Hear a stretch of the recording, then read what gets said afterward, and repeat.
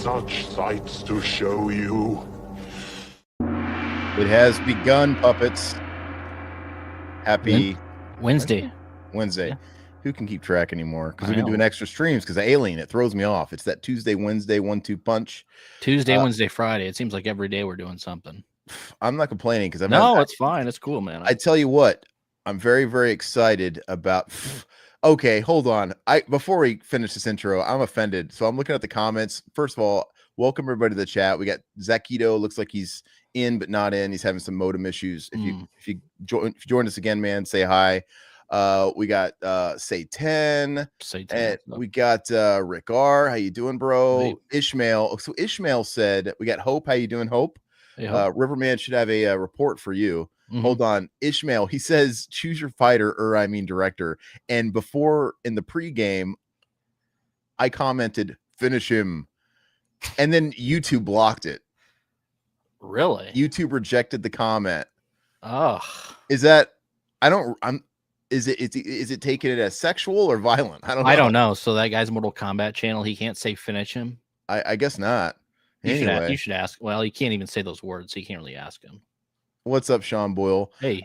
No, what I was going to say is that threw me off because I got that rejection just as I was doing the opening. But yeah, it's Wednesday. I'm really stoked about this week more than I've been in months because not only are we doing this pitting two, I guess they're horror titans, I guess modern day horror titans together. Controversial horror directors, let's just say that. And obviously we're doing the Alien Earth recaps every single week. We just dropped episode 7. That was yesterday, doing those Tuesdays as soon as they air. So what is that, like 8:30 p.m., 8 p.m.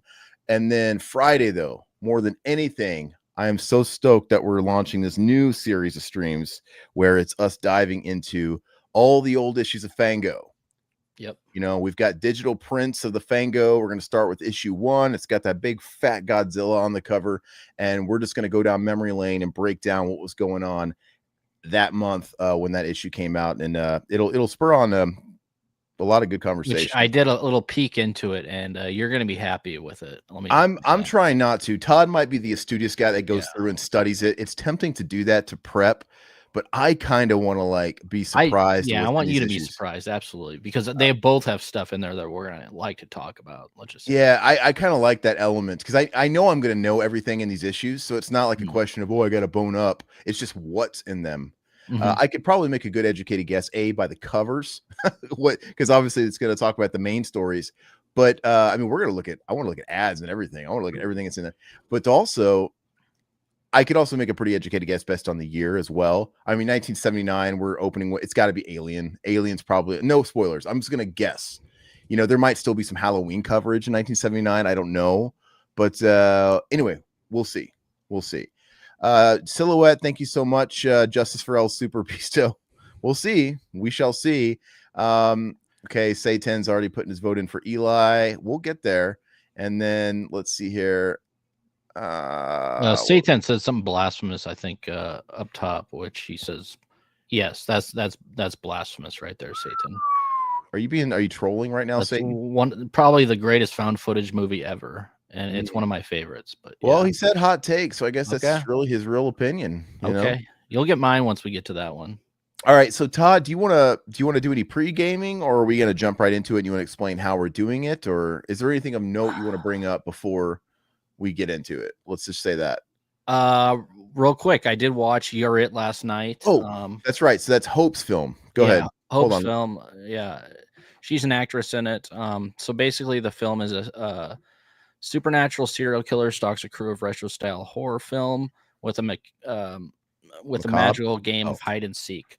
So it's a low-budget film. It was what did I like about it? I thought some of the special effects were solid. I thought she was good. Oh, I thought you were great. You had a part in there, a quote: "Failure is the only path to success." That's right. That's a great quote. And then also I'm not spoiling the ending, but I did like you in the end of the film. I thought it was a lot of fun seeing you at the end of the film. So but yeah, I did some research. I was like, what is this filmed on? It was filmed on a Black Magic Pocket Cinema 4K. We're actually talking about that yesterday, Aaron and I. So it's kind of interesting to look up what some of the independent filmmakers were making for it, and I think it was filmed in North Carolina, if I'm not mistaken. But yeah, that was that. And the other thing I didn't like about it, it was 2 hours. I'm sorry, I'm old. It's Oh, that's a good question. So hope I didn't watch it. I can't make promises. I'm not gonna keep. I got a newborn, by the way, so it's like I got no time. But I was gonna ask Todd about that because whenever I see a runtime that's like north of 2 hours, 2 hour, I think I saw it clocked at like 2:18 or something. I don't know, give or take. Yeah. Yeah, I'm always super eager to see if like a film earns that runtime because sometimes they do and I'm real surprised. And if a film earns it, it's like, all right, if it doesn't make it feel like it's 2 hours plus. But it's just such a hard thing to accomplish. And mind you, Especially for the genre, for horror, it is. I would argue some of my most beloved films I would trim. Oh, absolutely. No, 100%. That's not targeting any films because like I did some of my most favorite films that I've grown up with that I have such an attachment to. I could look at them objectively because I'm a filmmaker, so I'm going to look at them objectively and be like, they probably should have cut this here, took that out there, But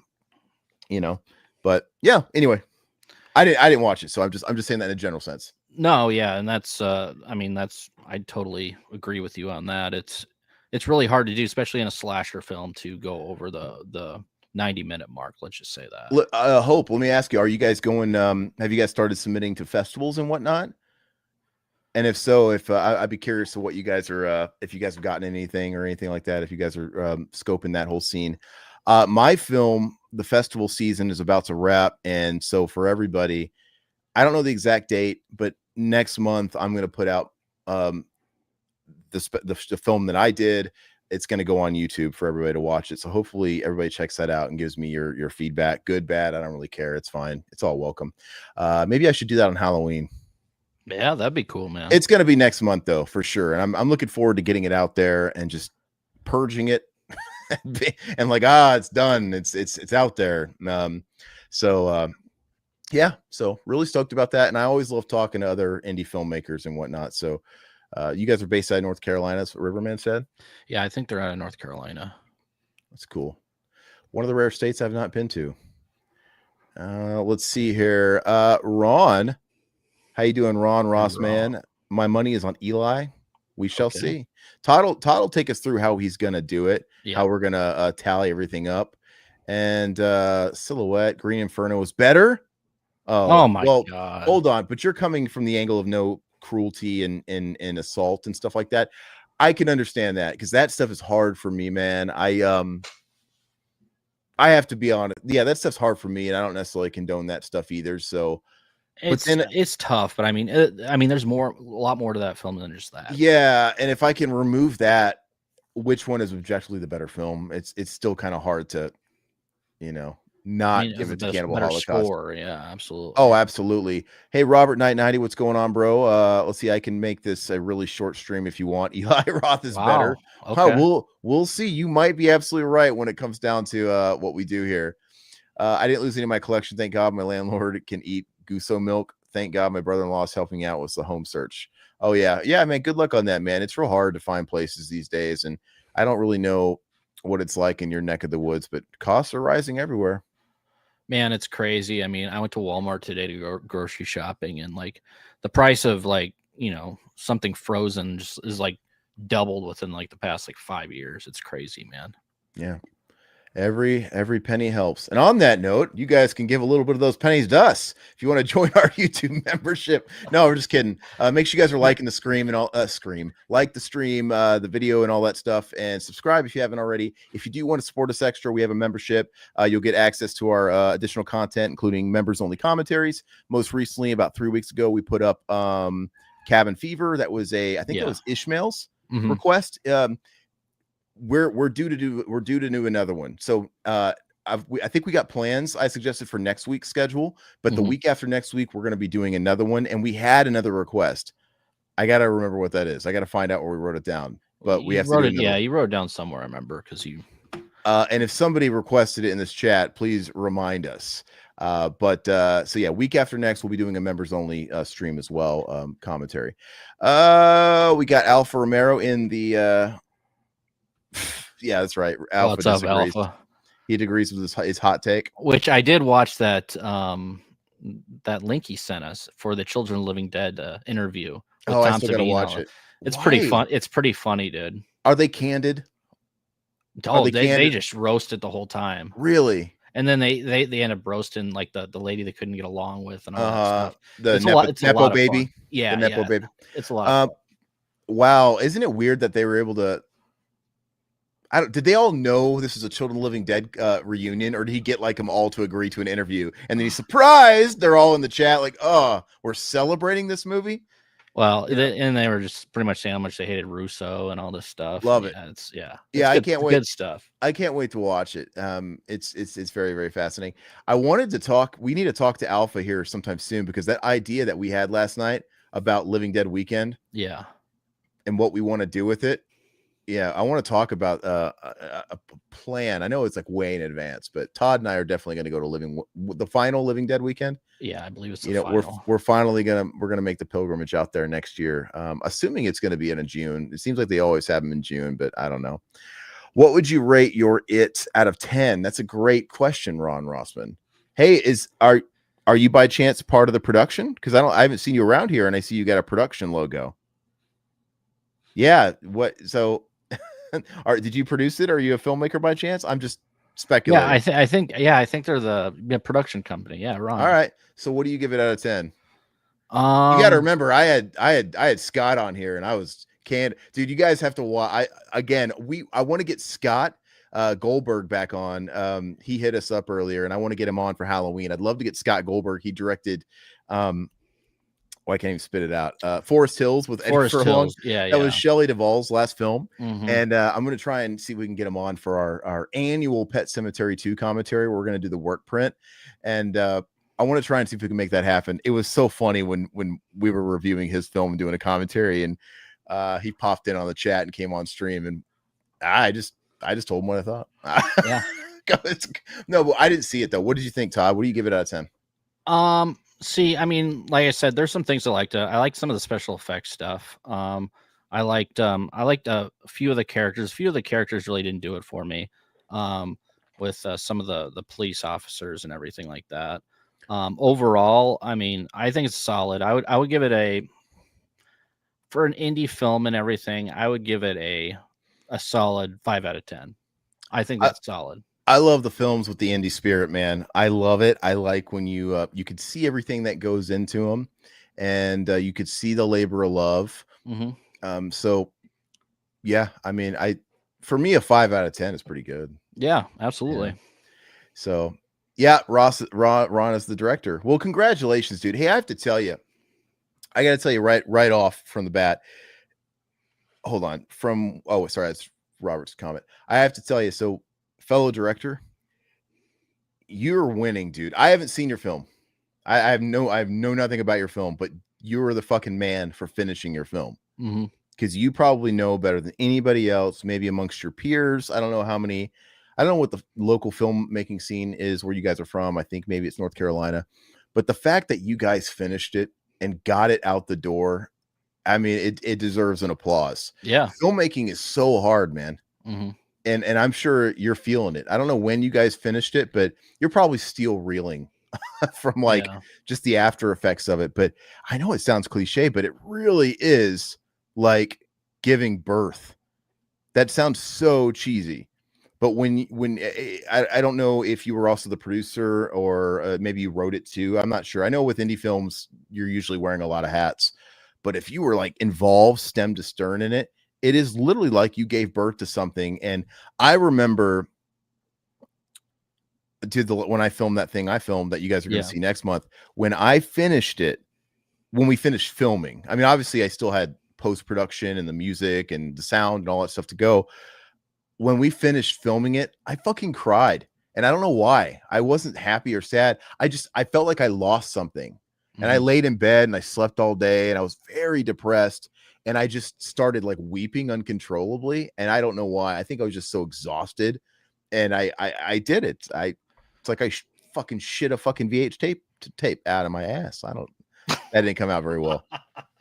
No, we get what you're saying. Okay. It was wild. I didn't even have that. It's not even, we just gave birth to our first kid, and that was an amazing experience as well, but it was different. It wasn't even like that.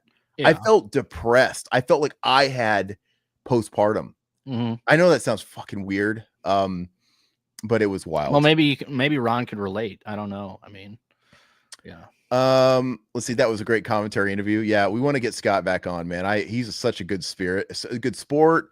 And he's got great taste in movies, man. I was talking to him after we did that stream.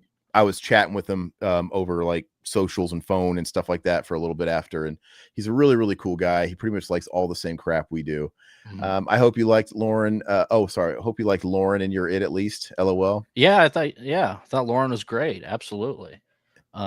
Great character. Oh, is that her character? Yeah. Well, characters are everything, man. Characters, they can pull all the weight, you know? And it's kind of hard to find a film that really hits it out of the park in every respect, in every avenue. It's I think that's a real lightning in a bottle situation. And some of my favorite films, man, maybe they don't have great scripts. Maybe they don't have the best dialogue. But they got awesome, endearing characters. Maybe they got great performances. So I really dug the final couple scenes of that. I thought it was really solid. And so I don't want to slasher. Is that what you would just? Yeah, is that what your genre? Yeah, but it's definitely different. Supernatural. It's a different type. So I did like where they were going with it. So it does it does something unique. It's something unique. Yeah, that's good. That's important, man. And I think it's people get a little beat down with like, oh, it's all been done before. How do you be totally unique? I don't think you have to be completely original. Everything's derived from something. I think you can be influenced by things. You can take things people have done before and change it and put your own spin on it. And we're going to talk about this eventually. I know people always give shit to Quentin Tarantino, like, okay, the City on Fire and the Reservoir Dogs thing. The thing that he didn't like one-to-one copy City on Fire. He basically took the whole fucking third act and made it an entire movie. Yeah.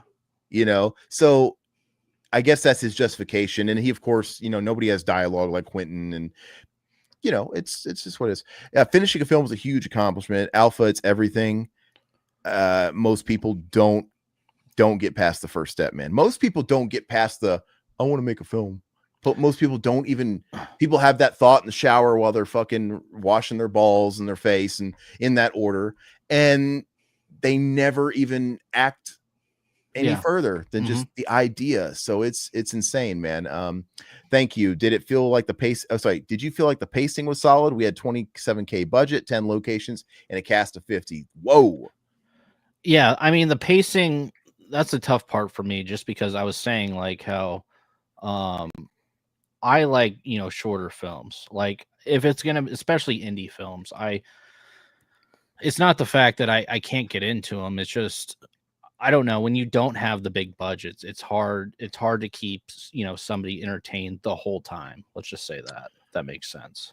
Well, and like I said, again, I haven't seen it, but unless you're like, sometimes you get these savants like Quentin Tarantino who are so good at dialogue, where you can just have these extremely long films and these extremely long drawn out scenes where they're just riffing on bullshit, but it's so relatable and engaging.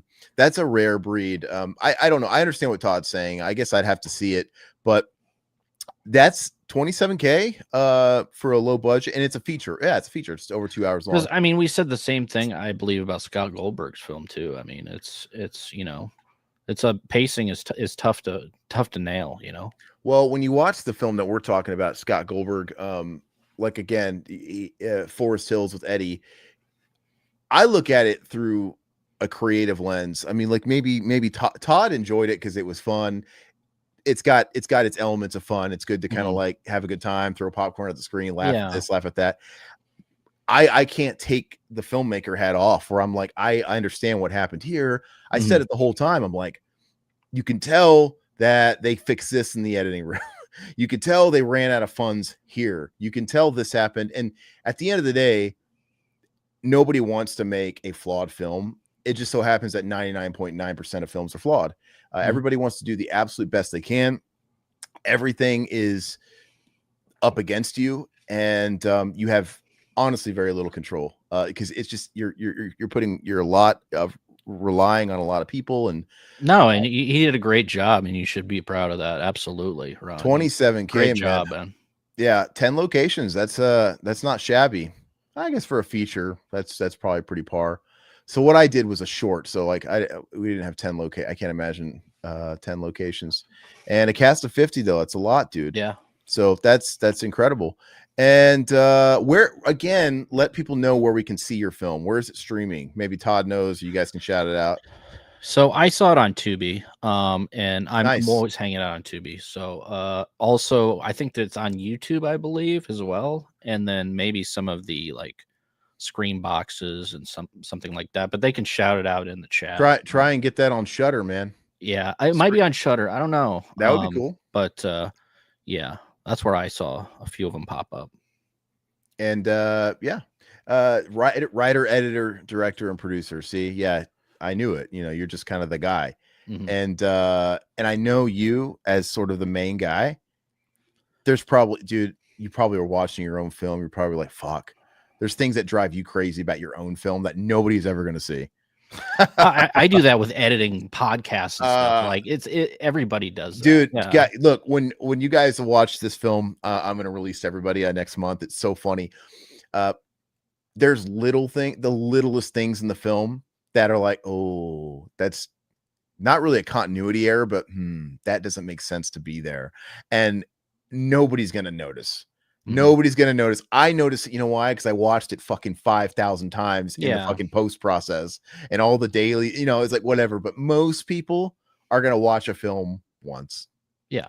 You know, no one's going to analyze the shit like you do. And, but yeah, I know how it all goes. Let's see here. Gamer Guy, what's up, brother? Hey. Let's see here. Gamer Guy's got a great channel too, by the way. Feel free to shout out your latest video, man. He does gaming content, so not really film related, but if you're into gaming stuff like we all are, I know Todd is and I am. Full transparency, all my algorithm is not movies. I stay away from like Bluetubers. I don't really watch a lot of. I get enough of it through this. My algorithm is music, musicians, gear, and gaming. So, and Todd shared me a couple of Bluetubers because he wanted to, give his critiques the other day. I don't even know if we ever really did like address that stuff, but my algorithm was flooded with some of those Bluetubers for like a week, and I had to flush that shit out. Well, mine's full of them, full of those, and then like guitar tabs and riffs and all that. Yeah. Yeah, Ron, you get it. Let's see. Hope, is that the Silver Shamrock? Oh, mask? Yeah. I've got all of them behind me, all three of them, and I got a Mikey. Where is he at? Right there. Say they glow in the dark, but it has to be really dark in here for you really get that effect. Let's see. Are those yep. I see Halloween 3 is the best Halloween. That's my hot take. That seems to be a popular take these days. That would have been a hot take, I think, 15, 20 years ago. But I agree with you, man. Well, it's not the best one, but I think there's no great Halloween movie past 3. I like 1, 2, and 3. That's kind of just great. Yeah, I understand. Great. Yeah. There's watchable Halloweens after that, but because I know you don't like 4, but I enjoy 4 as well. I'd say 4 is watchable, and then it's Hurt by 5, which I think is trash, and Curse of Michael Myers. Both versions are trash. H2O is watchable, believe it or not. It just doesn't feel like a Halloween movie at all. It just feels like more of a Scream dimension of the time film with Dawson's Creek cast. It's watchable though. Resurrection is not good, and Rob Zombie's Halloween is fine. I think it's solid. Halloween 2, Rob Zombie. We'll get into that. Spoiler alert. Ooh, maybe I shouldn't talk about the Rob Zombie stuff. We're gonna get there in a second. And the David Gordon Green stuff, they're watchable, right? His Halloween is fine, and I like Halloween Kills, actually. I think it's just stupid fun. But anyway, let's see here. We're going to get into it in a second. I can't wait to talk about Zombie. And thank you for watching and the feedback. Greatly appreciate it. Hey, man, I'm sure it's Todd's pleasure. Yeah, absolutely, man. Yeah, I'm glad you came in here.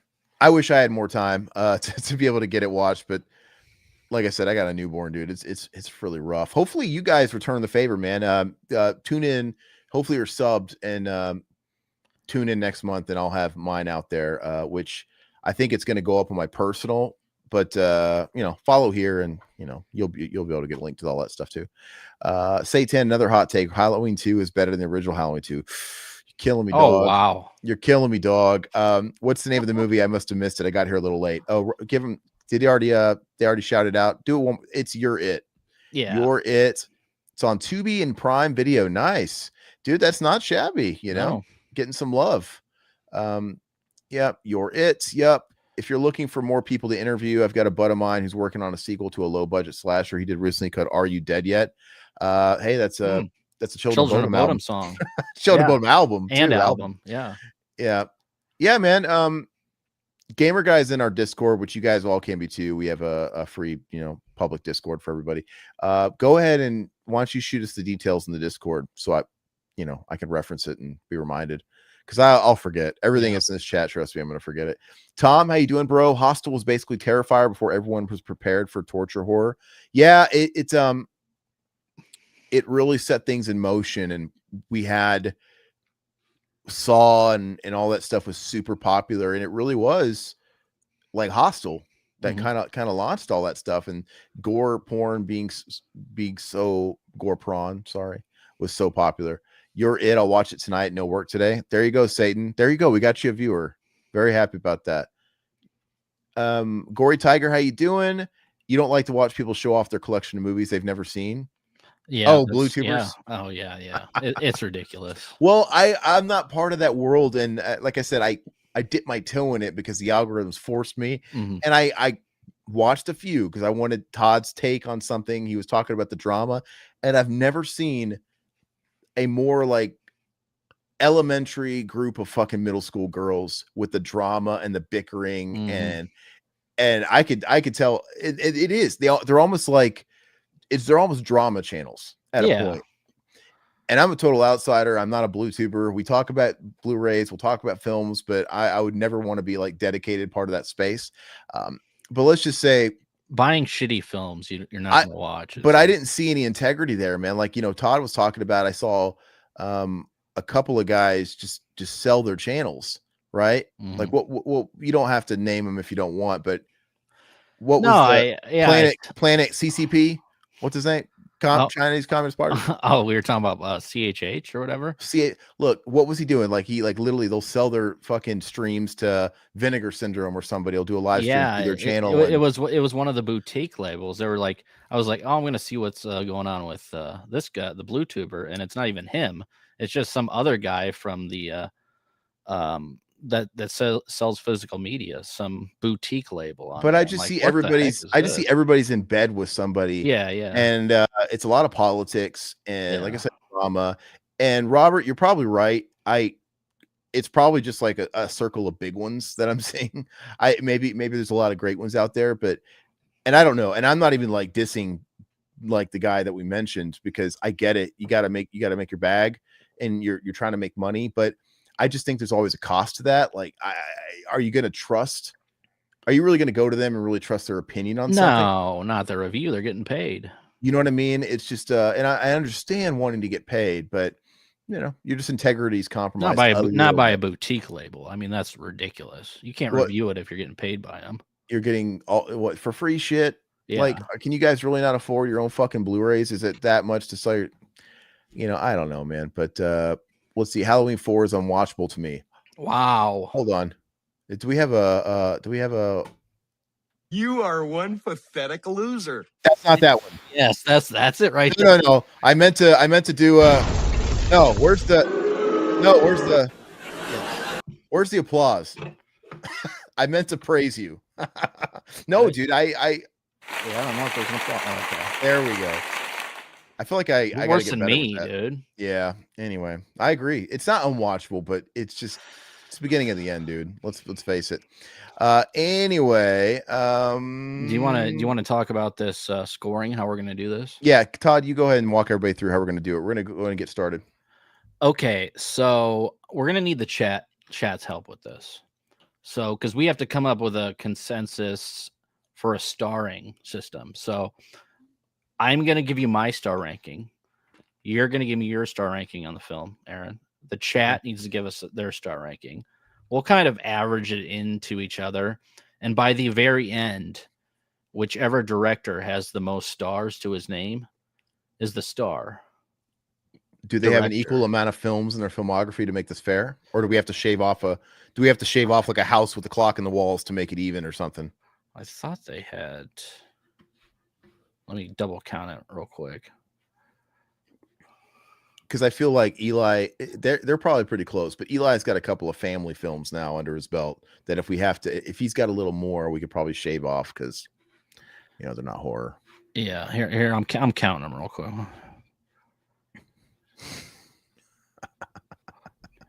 Let's see. I like CHH, but man, do I? Okay, we're shaving off Borderlands. Okay, shave up. Oh, because that'll fucking talk about grading on a curve. That'll bring him down. Yeah, but just shave off Borderlands and yeah, let's go ahead and get ready to rumble. Let's see. All right.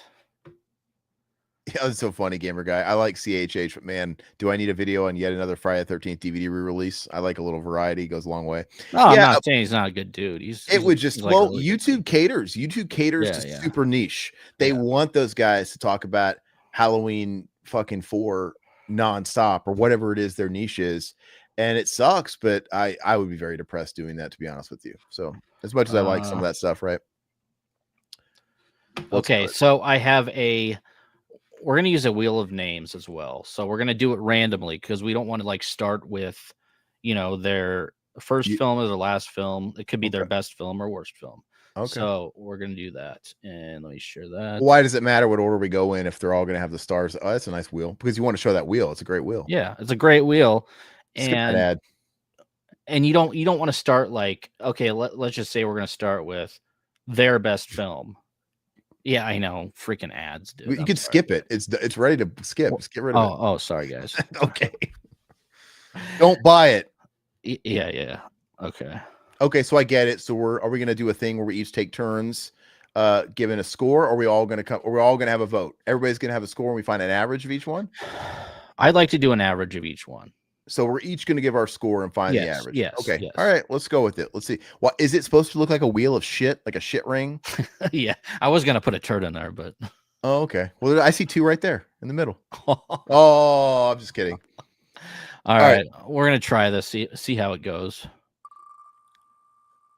This is you, Aaron. Oh, or I guess it's all of us. Okay. Never mind. Oh, God. All right. Well. Oh, okay. Oh, I like the color code arrow there. So knock knock. My opinion. Are you gonna do? I thought we were gonna do.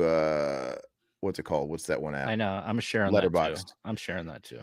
So knock knock. This is one of the films that he came out with along with Green Inferno. It's like Eli Roth had been gone for so many years, and in my opinion, it kind of was starting to become suspicious that he was creatively bankrupt because he didn't follow up the Hostel films after quite a few years, and then he came out with both Green Inferno and Knock Knock, right back to back at the same time. I remember watching Knock Knock when it came out, and I'm like, oh, this is kind of fun. I tried rewatching it a few months ago, and I'm like, wow, this is really not good. There's a cheapness about it. It's obviously just a remake of fucking Game of Death or whatever, or Death Game. Game. Game of Death. That's Game of Death. Isn't that Bruce Lee? Yeah, I think that's Bruce Lee. Fucking tongue tied on those fucking titles. So it's yet another remake. It's just I think the movie is watchable. I love the premise, man. The premise is great. Okay, let's just run through it. Devoted husband and father left home alone for the weekend. Two girls show up on his doorstep. Pretty much, bang him out for a weekend, and then he banged him out all right. And then they tortured him. So it's.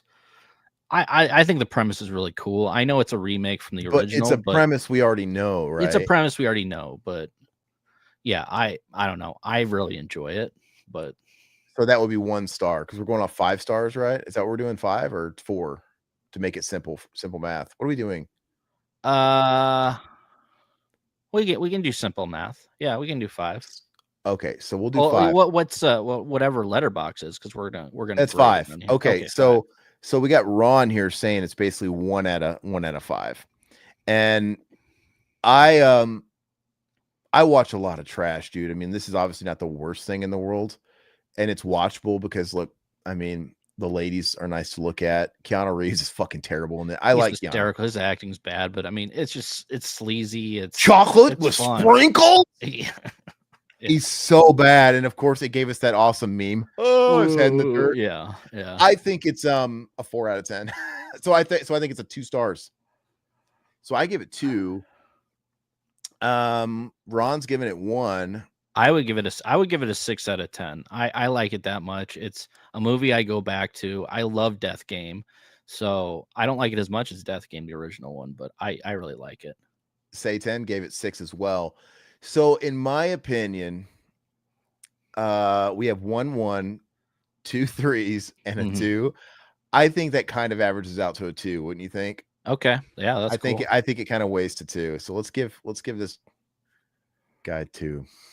I don't know. All right. So two on that one. So that's one of Eli Roth's better ones. Let's just say that. Oh, is it? Okay. Let's chocolate with sprinkles. He could have went harder on like the stuff that people like it. You got to bait people in with the sex, dude. And you don't even really get too into it. Yeah. Do you see Keanu's ass in that shower? Ted's ass. House of Thousand Corpses. It drives me crazy. We can't see it. You're not sharing. It's so hard to man 2 windows, but yeah. So I don't think. I wish we could share 2 tabs. If only they could figure that out. Yeah. Can we not do that yet? I don't know. That'd be great if we could have 2 tabs. Yeah. But Green Inferno. No, it's House of Thousand Corpses. Sorry, I came on. I already ran the wheel. Well, Todd loves this one. This movie was in kind of developmental hell for the longest time. It's, I think it was with Universal for the longest time. They eventually ditched it, and then Lionsgate picked it up and saved the day. And they probably just thought it was dead on arrival. And then, surprisingly, I guess it had been talked about so much, and Rob Zombie was enough of a name in the music industry. It was a hit when it came out, dude. All the fucking Rob Zombie fans saw the midnight screenings for this movie. And I didn't watch it until, we rented it when it came out. We rented it on VHS or DVD. I don't remember, probably DVD. And Todd likes this movie a lot more than I do. I've talked about this movie numerous times on this podcast. I saw it opening night back when it first came out in 2003. I was very excited about it. I don't remember if the trailer gave a whole lot away or not, but I remember the theater was packed. Biggest theater in the place. I had to sit in the front row because we got there and it was so crowded. We watched the movie. The guy I went with, he hated it, thought it was shitty, and everybody else really didn't know what to think about it. They really didn't like it, and I loved it, man. I thought it was fantastic. I still think it's fantastic. It looks like a music video. It looks beautiful. And that's the best part about it, in my opinion, is it looks like Rob Zombie's music videos that he directed for Rob Zombie and White Zombie, which is good. But it's just a little too derivative for my taste. It's Texas Chainsaw Massacre put through a freak show filter, a carnival freak show sideshow filter, which you could almost say is like another Tobe Hooper thing, Funhouse. It's like, hey, let's put TCM through in Funhouse, and here's what we got. And of course, you have the great Sid Haig is. He steals the show. Of course, Bill Moseley's great. Sherry Moon is meh. Karen Black's great. The cast is good, but Tom Towles, I really love this film. Oh, not right. So Robert, you don't remember 1,000 Corpses? I have to say, when we rented it, I fucking hated this movie. The first time I watched it, I hated it. I thought it was just trash. And I think I saw it as soon as it came out for rental. I was probably 16, I don't know, 17. And absolutely hated it. Watched it alone one night after work, and I thought it was just garbage. And some years go by, and I got my first Blu-ray player in 2012, and I went and bought it. I went to Best Buy and I bought it. I think it was only like $9.99 or something like that. And I gave it another shot. Thought the Blu-ray looks beautiful. Oh, it looks fantastic still. And I was everything was great to me at the time because I was watching a new format, and going from DVD to Blu-ray was huge. That was really bigger than Blu-ray to 4K by a long mile. And I was just in love with everything I was watching. And I watched it. I'm like, you know what? this is better than I remember it. I was a little more forgiving of it, and like I said, I think it's shot beautifully. I think the colors are wild. I think it doesn't look like anything that we have today. I think it doesn't look like anything we had at the time. Yeah. It's just still a little bit. It's a fun enough movie. It's just way too derivative, and I don't know. I'm gonna give it a 6 out of 10 though. What do you give it? I give it a 9 out of 10. Ooh, so that's like a 4.5. Mm-hmm. I'll be kind and give it a 3 out of 10. Let's go to the chat here. Alpha's giving it 4 stars. That's 8 out of 10. That's pretty good. 3. Ron didn't like it. It's not his bag. No, come on. If you didn't like it, I mean that you gotta. It's you abstain out of fairness. No, that's totally fair. If you didn't like it, give us your honest. If he's Ooh, Gush. It's not gonna matter though, because Gushy's giving it 4. We got too many 4s and 4.5s. Yeah, Gamer Guy, House of 1,000 Corpses is peak DVD menu. DVDs were peak menus. Mm-hmm. They were awesome back when they had something to show with the norm. They had something to prove with the new format. You're like, oh, we gotta really push this technology. What couldn't you do with a VHS tape that you can do now with a disc? And we had the shit scene. Yeah, we had the shit the bed. We had that DVD menu as our countdown for a while. Yeah, and he basically, I fell asleep watching that all the time, and he just woke me up by saying that. Romero, great cast, great soundtrack. It was unique at the time. Ending could have been better. I'll give it 3.5, while the DVD menu is a solid 10 out of 10. Yes. Yeah, it's awesome. Feeling generous. Gosh, man. All right, I think this is 4 stars. There's just too many highs on here. Give it 4. Nice. Wow.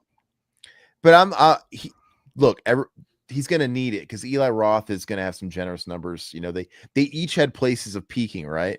Because to preface this, the reason why I wanted to do this video is I feel like they're contemporaries.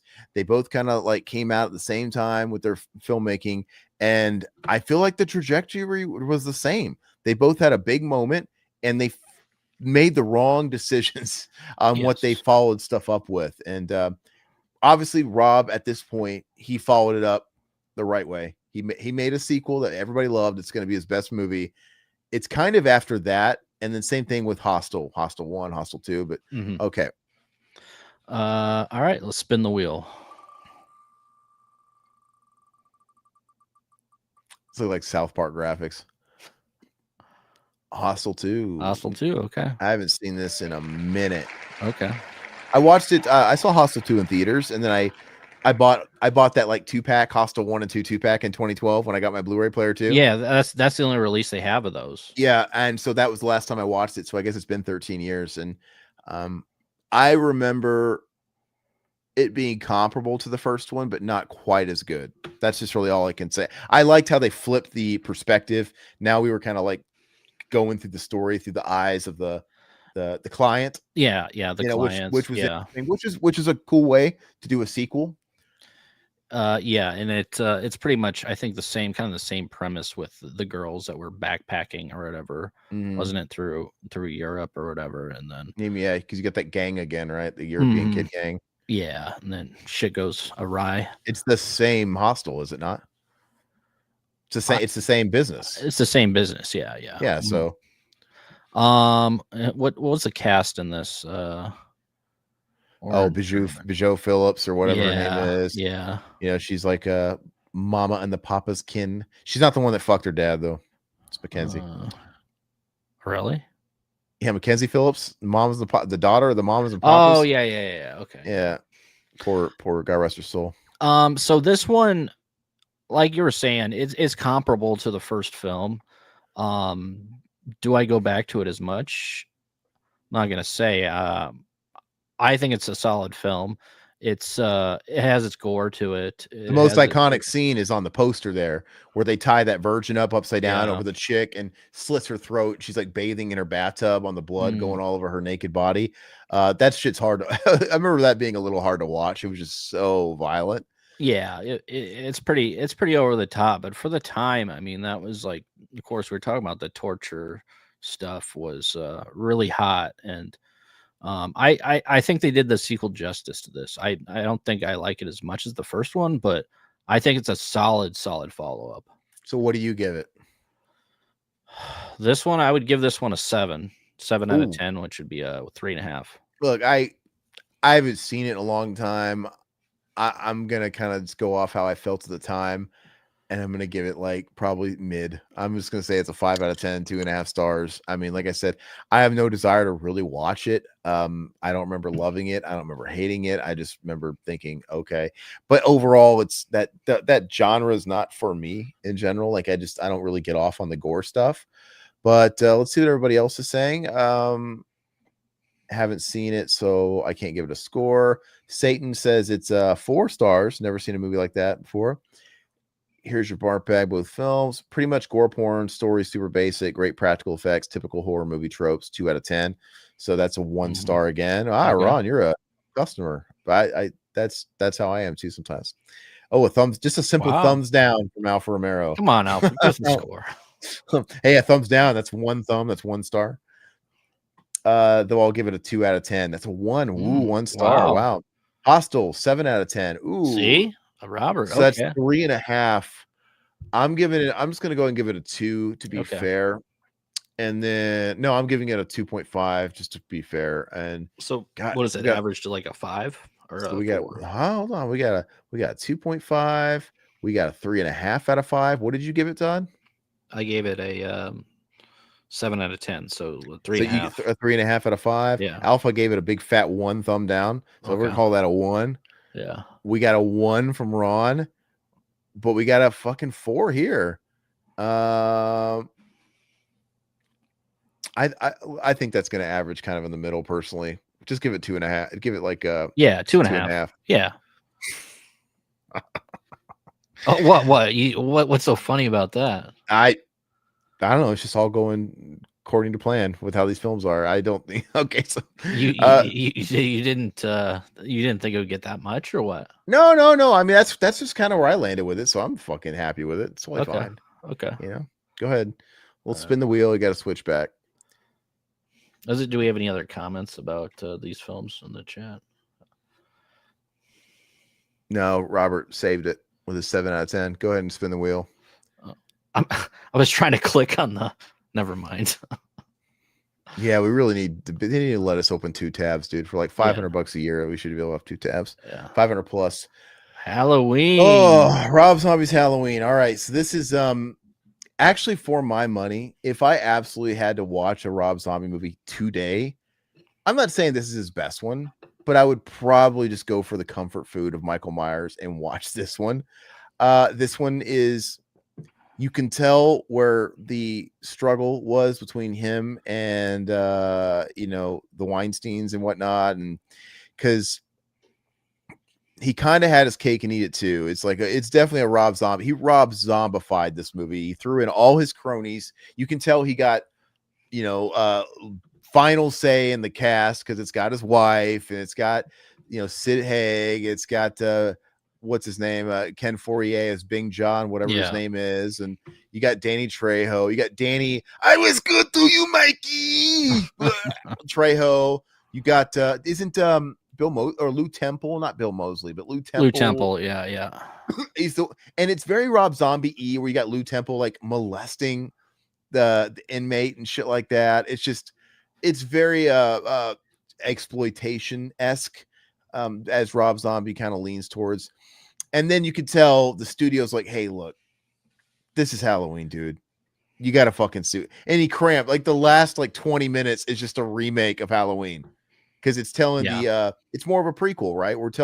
We're expanding on Michael Myers' upbringing and his tortured soul and his Michel Mabel abusive stepfather, which I say that to my brothers all the time. I call him Michel Mabel all the time. And I should have named my daughter Michelle, so I could have called her Michelle, and singer Michelle Smiling from Full House. Oh yeah, that's a great missed opportunity. But it's fun. It's got the kid from Spy Kids. They should have pumped the cum out of her stomach when he's like they're teasing little Michael, which I remember when Michael Myers, when that movie came out, I was just thinking, wow, did they cast young Michael Myers perfectly? Because that is one ugly kid. I know that's terrible for me to say, but like that kid looks fucked up. Like he's got some shit in his head. I don't know. Did you mention Daniel Harris and Scout Taylor Compton in it? Which They're not good in this film. Well, the problem is Rob Zombie's dialogue isn't good. Yeah. And Rob Zombie's dialogue is same thing with this is what they have in common. Eli Roth's dialogue is not good. Rob Zombie's dialogue is probably even worse. It's worse. Yeah. But they're just not good. And like when you have Scout Taylor Compton teasing her her adoptive parents with a donut, finger fucking the donut. It's like, who talks like this? Nobody talks like this. And I think it loses points for me because I hate that it kind of remakes Halloween beat for beat in the last 20 minutes. It's weird. It fucks the pacing all up. I don't think that's really Rob Zombie's call. You can tell that was sort of I'm meeting him in the middle and playing the studio game. I would have rather just been completely the weird Rob Zombie shit he was doing. I think it's still I'm going to give it a 3 stars personally. Wow. Yeah. So that's a 6? For me. Yeah, that would be a 6 out of 10. Yeah, because it's totally watchable. It's very unique. It is by far not the worst fucking Halloween movie. You know what I mean? When you think about it, I will watch Rob Zombie's Halloween over 5, 6. I will watch it over Resurrection. I will probably watch it over H2O, even though H2O is I'll solid. definitely watch it over Halloween 6. Yeah. So, and like I said, it's just unique. It's kind of like why, and Alpha's going to love this.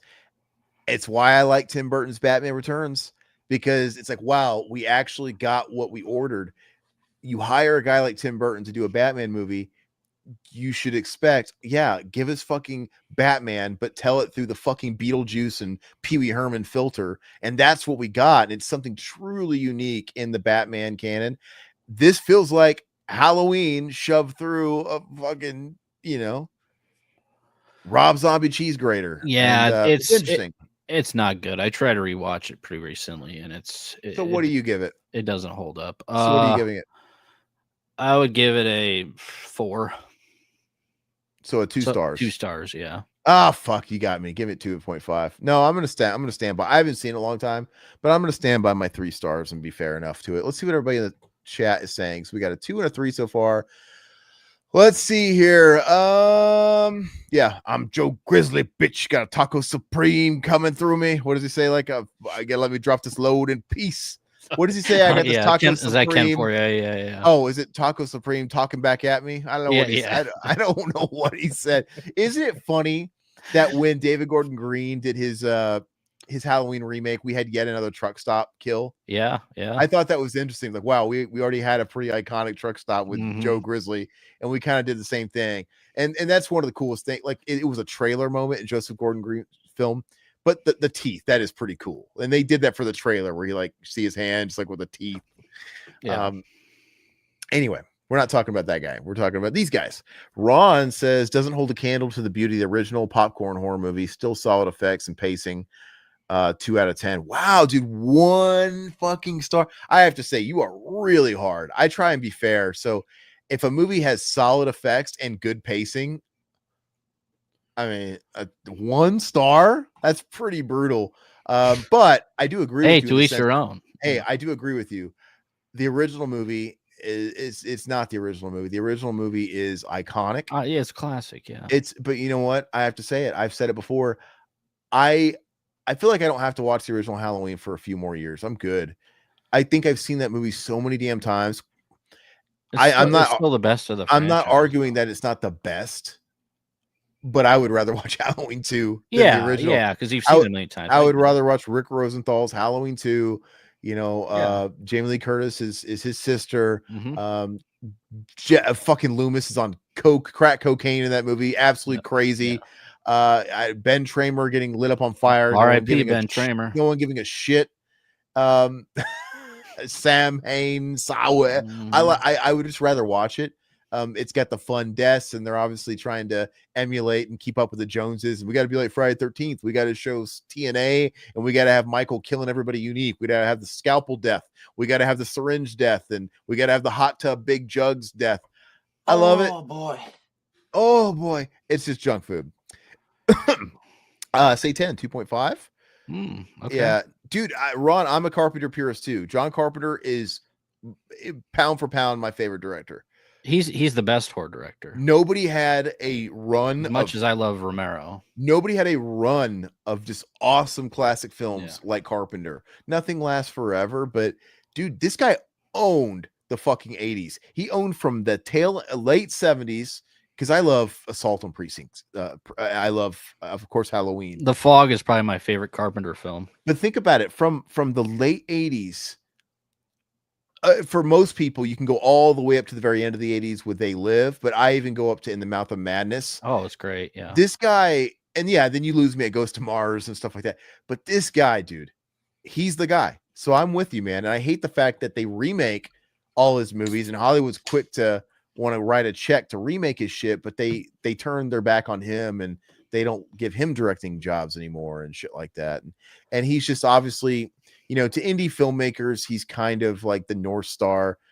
He kind of proved to a lot of indie filmmakers what you can do on a budget and the many hats you can wear. It's like, he's the quadruple threat: writer, director, producer, score guy. And he popularized doing simplistic, iconic scores. Beep, boop, beep, boop, beep, just basic shit. I love how opinionated he is. He doesn't give a shit about what people think of him. It's absolutely fantastic. And you see that today when you watch a lot of, with this whole like A24 wave of types of horror films that started with, I think, The Babadook and It Follows, which those were pre A24, but that's what started it. All those guys for like a few years, man, or just John Carpenter wannabes. And I don't knock them. I get it. Like, they're all trying to do John Carpenter scores. They're all trying to. So his influence is heavy. Gamer guy, I'm not listening. I don't know what that means for your score, though. 2.5 for Halloween. Gushy says 2. We're not doing that 2.75 bullshit. That's a 2.5. We're rounding down, motherfucker. Let's see. 2 out of 5 for Robert. That's 4 out of 10. Ooh, 2 stars. That's what I said. Can't wait for 31, his magnum opus. I think you could wait.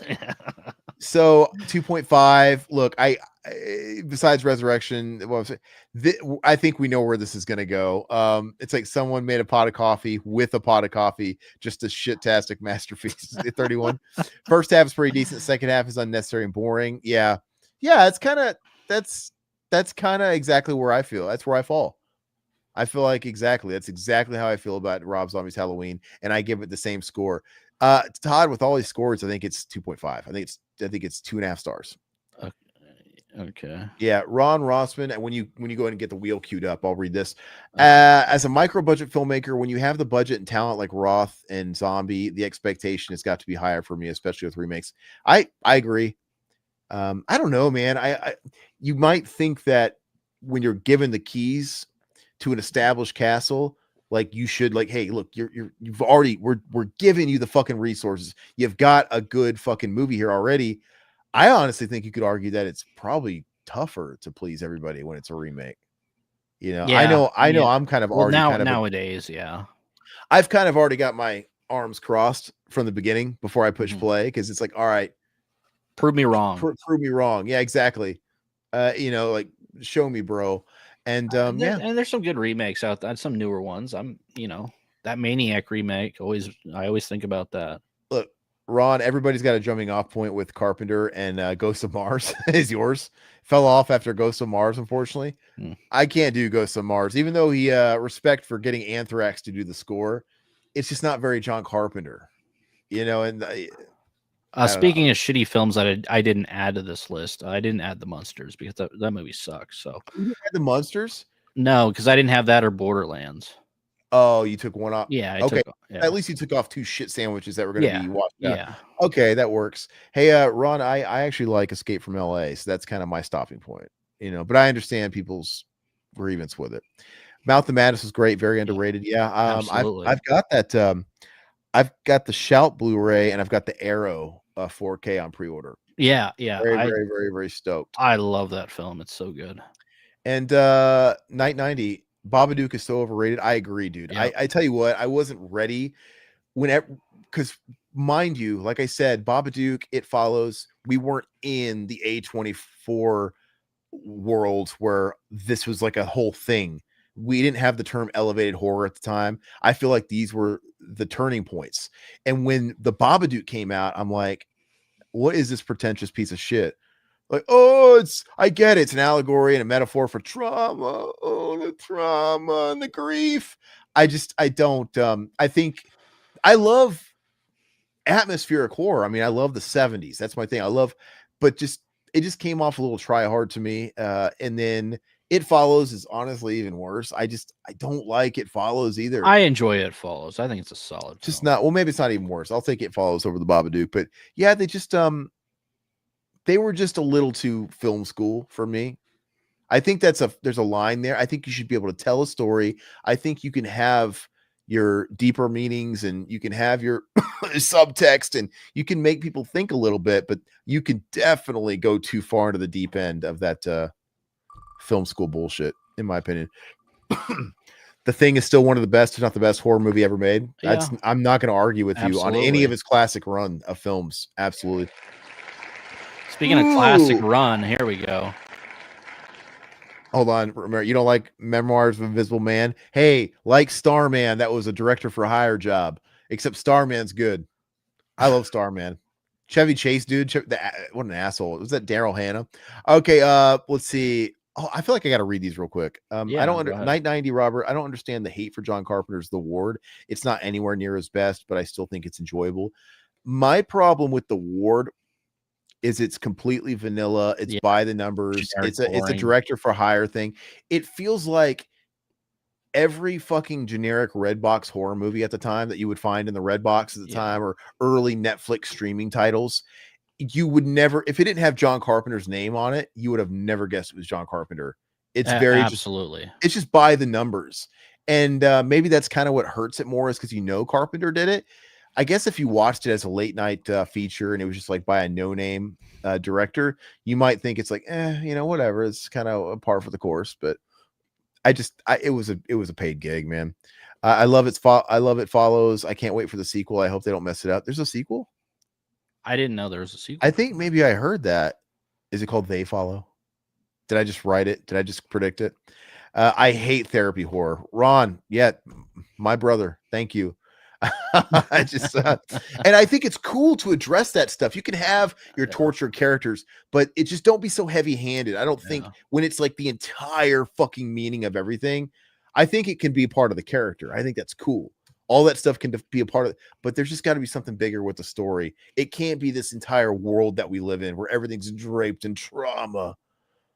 I can't do it. 2 stars for this piece of shit.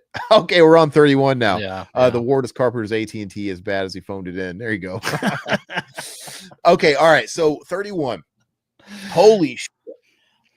When I saw this movie, I don't think I'd ever seen a worse, kind of like you, Ron, where you talk about the expectations of the people's like position in the Hollywood and all and the industry. I don't think I had seen a bigger piece of shit film from somebody that you would expect maybe just a little bit more. Yeah. Now you can make an argument for 3 from Hell, which I think they're pretty bad at close in quality, but I'm going to go ahead and say 31 is the absolute fucking worst. It is the worst. And 3 from Hell is fucking bad. We'll get there. Yeah. But 31 is so fucking terrible. You don't know what the hell's going on. He's just throwing everything in the kitchen sink at the fucking wall. Yeah. And I've never been more bored in my life. I've never been. He went full, not even film school, because this guy. Well, was this a crowdfunded movie, if I remember correctly? Yeah. So what happened? Well, yeah, this was crowdfunded. Yeah. This is crowdfunded, and was it 3 from Hell that was crowdfunded, or was it this one was crowdfunded? I think this is the one that was crowdfunded. So look, this is what I mean. He burned up a lot of good faith because Rob Zombie, like I said, was handed the keys to the castle. He got an amazing opportunity. He had done a great job launching his own thing with House of 1,000 Corpses. You can have your opinions on it or not. It was big for him, and it was very grassroots of him to make it that big. He was using his position as a rock star to position that great. And then he followed it up with Devil's Rejects, probably his most fan favored movie, and great. So at this point, this is the reason he had built up this audience pretty independently. I mean, obviously he had Lionsgate with his back and stuff like that, but then he gets the keys to the Halloween franchise. And I understand why you take that. You have It's what he did. It's what he did after. Okay, Halloween. He went from like the genre darling, midnight screeners, video rentals to a $20 million opening with Halloween. $20 million opening with Halloween. It had been a few years. Halloween was in bad shape because some years back we had Resurrection, and then they let it sleep for a while because Resurrection was trash. And then they bring in Rob Zombie, who at the time is known as this new wave of horror directors, real horror. He's influenced by exploitation films and Texas Chainsaw Massacre and whatnot. We're going to give it to him, the guy that did Devil's Rejects, that edgy movie where the guy fucks the girl with his gun. Ooh, and the guy wears the face. We're going to give him. And so it built up this hype. You gotta and of give course, that movie a little more credit. Anyway, I'll let you do that. Anyway, Halloween comes out, but most filthy casuals are going to see it because it's just Halloween. It's Michael Myers. And so it does gangbusters. And so that was kind of a given. And then immediately they greenlight Halloween 2. And you could tell he didn't want to do that. He had said he was never going to do a remake. Then he said he would never do a sequel to a remake. And then fucking money clearly talked. And I don't know what happened there, but he had like a year to fucking whip out the sequel. And they kind of let him go ham, kind of like Tim Burton, where it's like, you could tell they really let the reins off of him for part 2. Yeah. Because you got to have more creative freedom, right? I'm making a sequel to my vision of Halloween. And we're not talking about that movie, but he did that movie. It didn't do as well. I think it still did respectful, but it didn't do no fucking 20 million opening. Probably did it like half. And I felt like, dude, after you do Halloweens, you need to don't rush out your own fucking vanity projects where you have to fucking write and do everything yourself. Like, I think you should have taken that platform and then worked with other people. Like, okay, get another script, get another like talented writer, work with this producer, work with these editors, open up your mind to casting a little bit. And that would have cemented him if he would have did another project. Think of like a Poltergeist. Well, I think he was talking to do the Blob remake, and I think that would have been really cool. A music video style Blob remake. I mean, I know the one from the late 80s is great. I love it. But he was finding himself getting painted into a corner because he didn't want to do any remakes. And now he's like entertaining doing the fucking Blob. Well, he should have did that over Halloween. I agree, but I think it would have been a better film. But then he also runs the risk of being the remake guy. But still, I think he should have worked with another set of people that had a great script, and he didn't have to have his hands all over everything. And just get another film out there. Do like a Tobe Hooper Poltergeist thing. Get a big movie out there, and then you're established. And then I think you've built up enough good faith, goodwill with the people to where now you can do a vanity project. Because I remember he wanted to do this Danny Trejo film called Tyrannosaurus Rex. And I think he wanted to do it's like a lucha movie or something, whatever. And at one point he was talking about, at one point he was being courted to direct a hockey movie. It was supposed to be like a remake, not Slapshot. No, it was supposed to be a rough. Yeah. Like, is it kind of like a movie like that, but a rough set in the 70s based on something hockey movie. I'm like, that's great. I was like, that's exactly what he needs to do to get his name out there. Like, this guy can do a lot. And no, it's like, no, I'm going to do fucking El Haunted World of El Super Beasto. No, I'm going to do whatever. And then I think he lost the good graces with the big studio because he stopped getting those theatrical movies. And here we go. He had to crowdfund 31. He couldn't get it funded. He had to crowdfund 31, and he had the audacity to get his fan base to give him money for this. And this is what he did. Oh, by the way, I forgot. He had to go and do Lords of Salem. He had to go to his vanity projects. And 31 anyway. So he made 31. He took people's money to make this, and it was unforgivably bad. I know I've spent a lot of time talking about 31, but yeah, he burned everybody's bridges with that, man. Are we allowed to give it 0? No, we have to give it at least 1. Fucking 1 star. I'd give it 1 star. Half. Well, we're not allowing zeros because it'll just fuck up the math. What does everybody think in the chat? This is what I would give it to. All right, let's see here. I would give it negative stars just for the offense at like charging people for getting everybody to foot this bill. Let's see here, man. Yeah, absolutely. Gosh, man, got a lot here. 31 is uninspired, in my opinion. 1 out of 5. I say that with love. Gushy said 2 stars in this piece of shit. Yeah, so 31. I watch it every October 3rd. Wow. Wow, Satan. God, do you guys not have any other? Is that like the only DVD you guys have in hell? Is that what hell's like? I get there and they're like, you're Put on condemned to 31, watch yeah. 31 for eternity. Okay, so we got 1 out of 5 from Tom.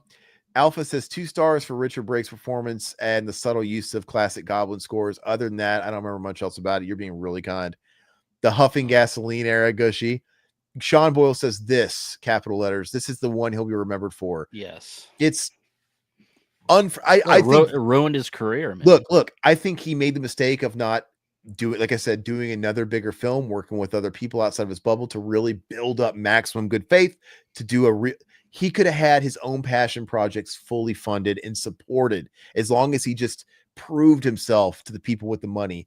But not only did he lose that potential for that good faith with the studio heads, he burned his good faith with his hardcore audience with this one, in my opinion. Oh, absolutely, because everybody gave up on him after that, and that's why he's making nothing now. Well, the Munsters, I guess, but spooky season. There's a picture with Rob Zombie. Is that you look like Joe Mondriano, that guy from Todd's favorite movie, Magic Mike.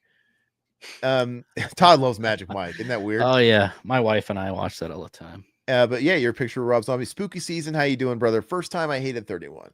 But then after watching more times, I've come to love it more and more. Details of it. It really is just like 100% Grindhouse movie. That's a 3.5 out of 5. Okay, we'll see if you. We got a lot of bad scores here. We'll see how much that raises it. Spooky seasons. Okay, so Satan, you guys are. Oh, okay. I guess you guys got plans this Halloween together to watch 31. There you go. It'd be fun to we did a commentary for 31 years ago, and it was just audio only. It was before the video stuff. I would not mind revisiting that. I think we did a video one not too long ago because I think I was on it. But that was audio. No, I think you mean Zach were on it. But we'll have to double check. I don't think that was video. We've done so many. 31 gets 1 for me. 1 star. It's kind of a mess. Kind of. That's putting it lightly. Let's see. Sean Boyle says first Revival House commentary I discovered to you guys. Oh, and you didn't disappoint. A hilarious commentary for almost self-parody. 13 out of 10. Well, thanks, man. Hey, so you know better than us. Was that video or was that audio? Since that's the one you discovered us on, I can't remember, dude. It's and for you that are new in here, we've been around for 14 years. 14 years. So yeah, and we started off as audio only or whatever. Yeah. Alpha says I wanted the Broad Street. That's right. Broad Street Bullies movie that he really wanted to do. That was the hockey and the I thought that would have been cool. Yeah. I thought that was just like such a great pivot. I'm like, this is what you need to do. And for some reason it fell through. So maybe it's not for lack of trying. I don't know. But and even some of his weird zany, like the Tyrannosaurus Rex idea, I'm not saying that would have been good, but it at least sounded interesting. Like, okay, it's no more fucking like incestuous hillbillies. Great. Rob 990, a Rob Zombie hockey movie. No thanks.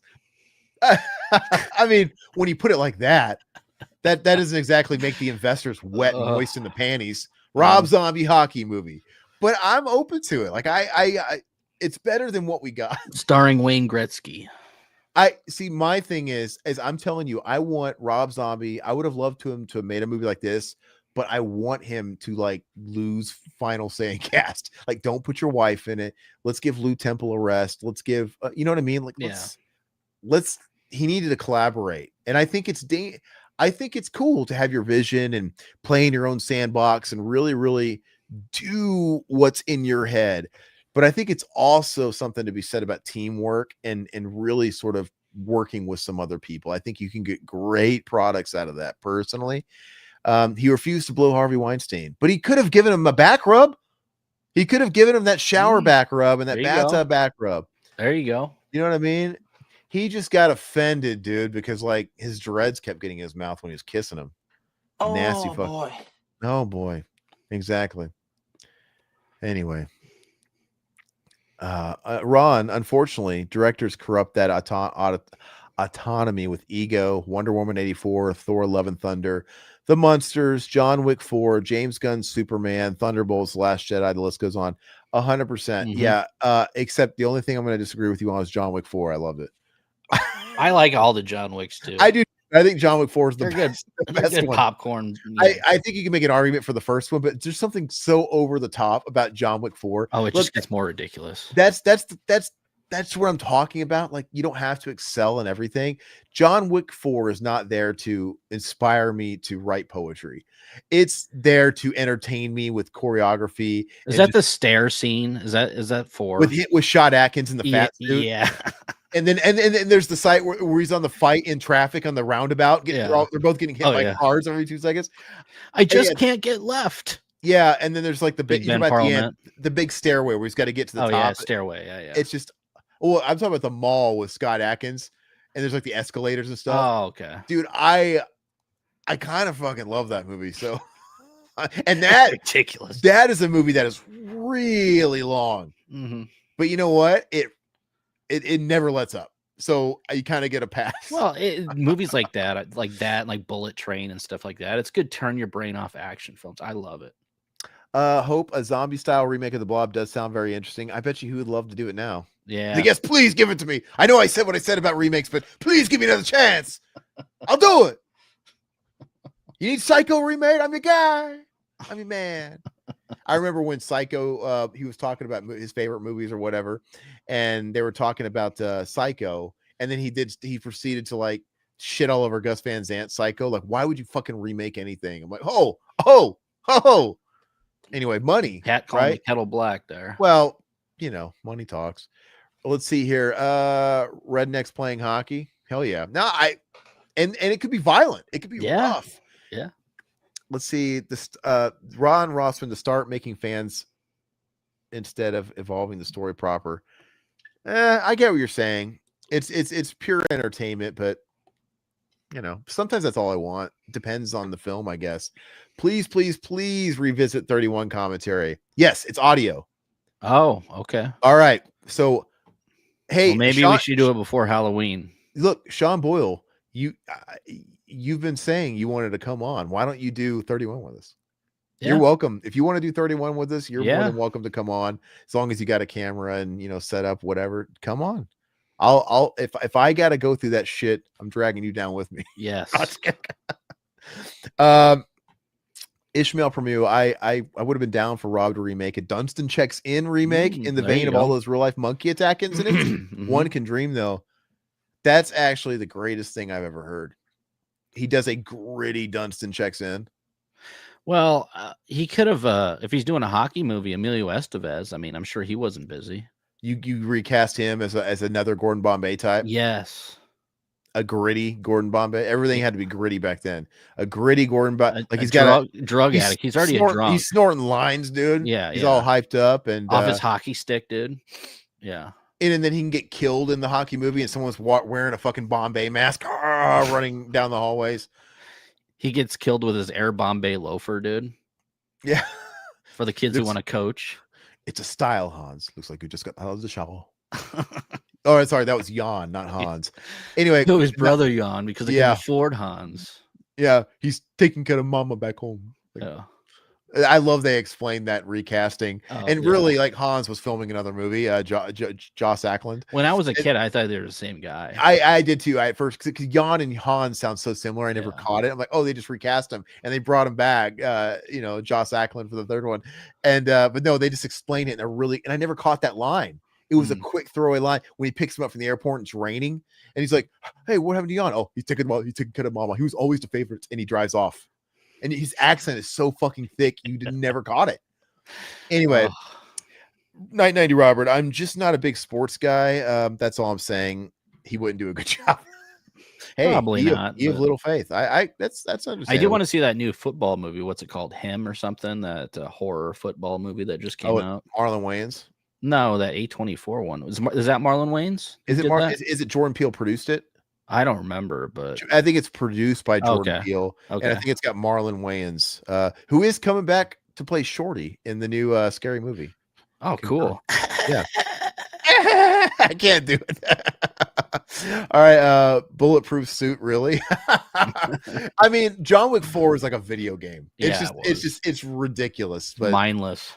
Spooky Steven, try rewatching it. 31. It really is weird with his stuff. 31 and fucking Lords of Salem is a masterpiece. And the first time, a lot of people love Lords, man. And the first time he watched it, he says it really sucked too. Probably because you expect something from Rob.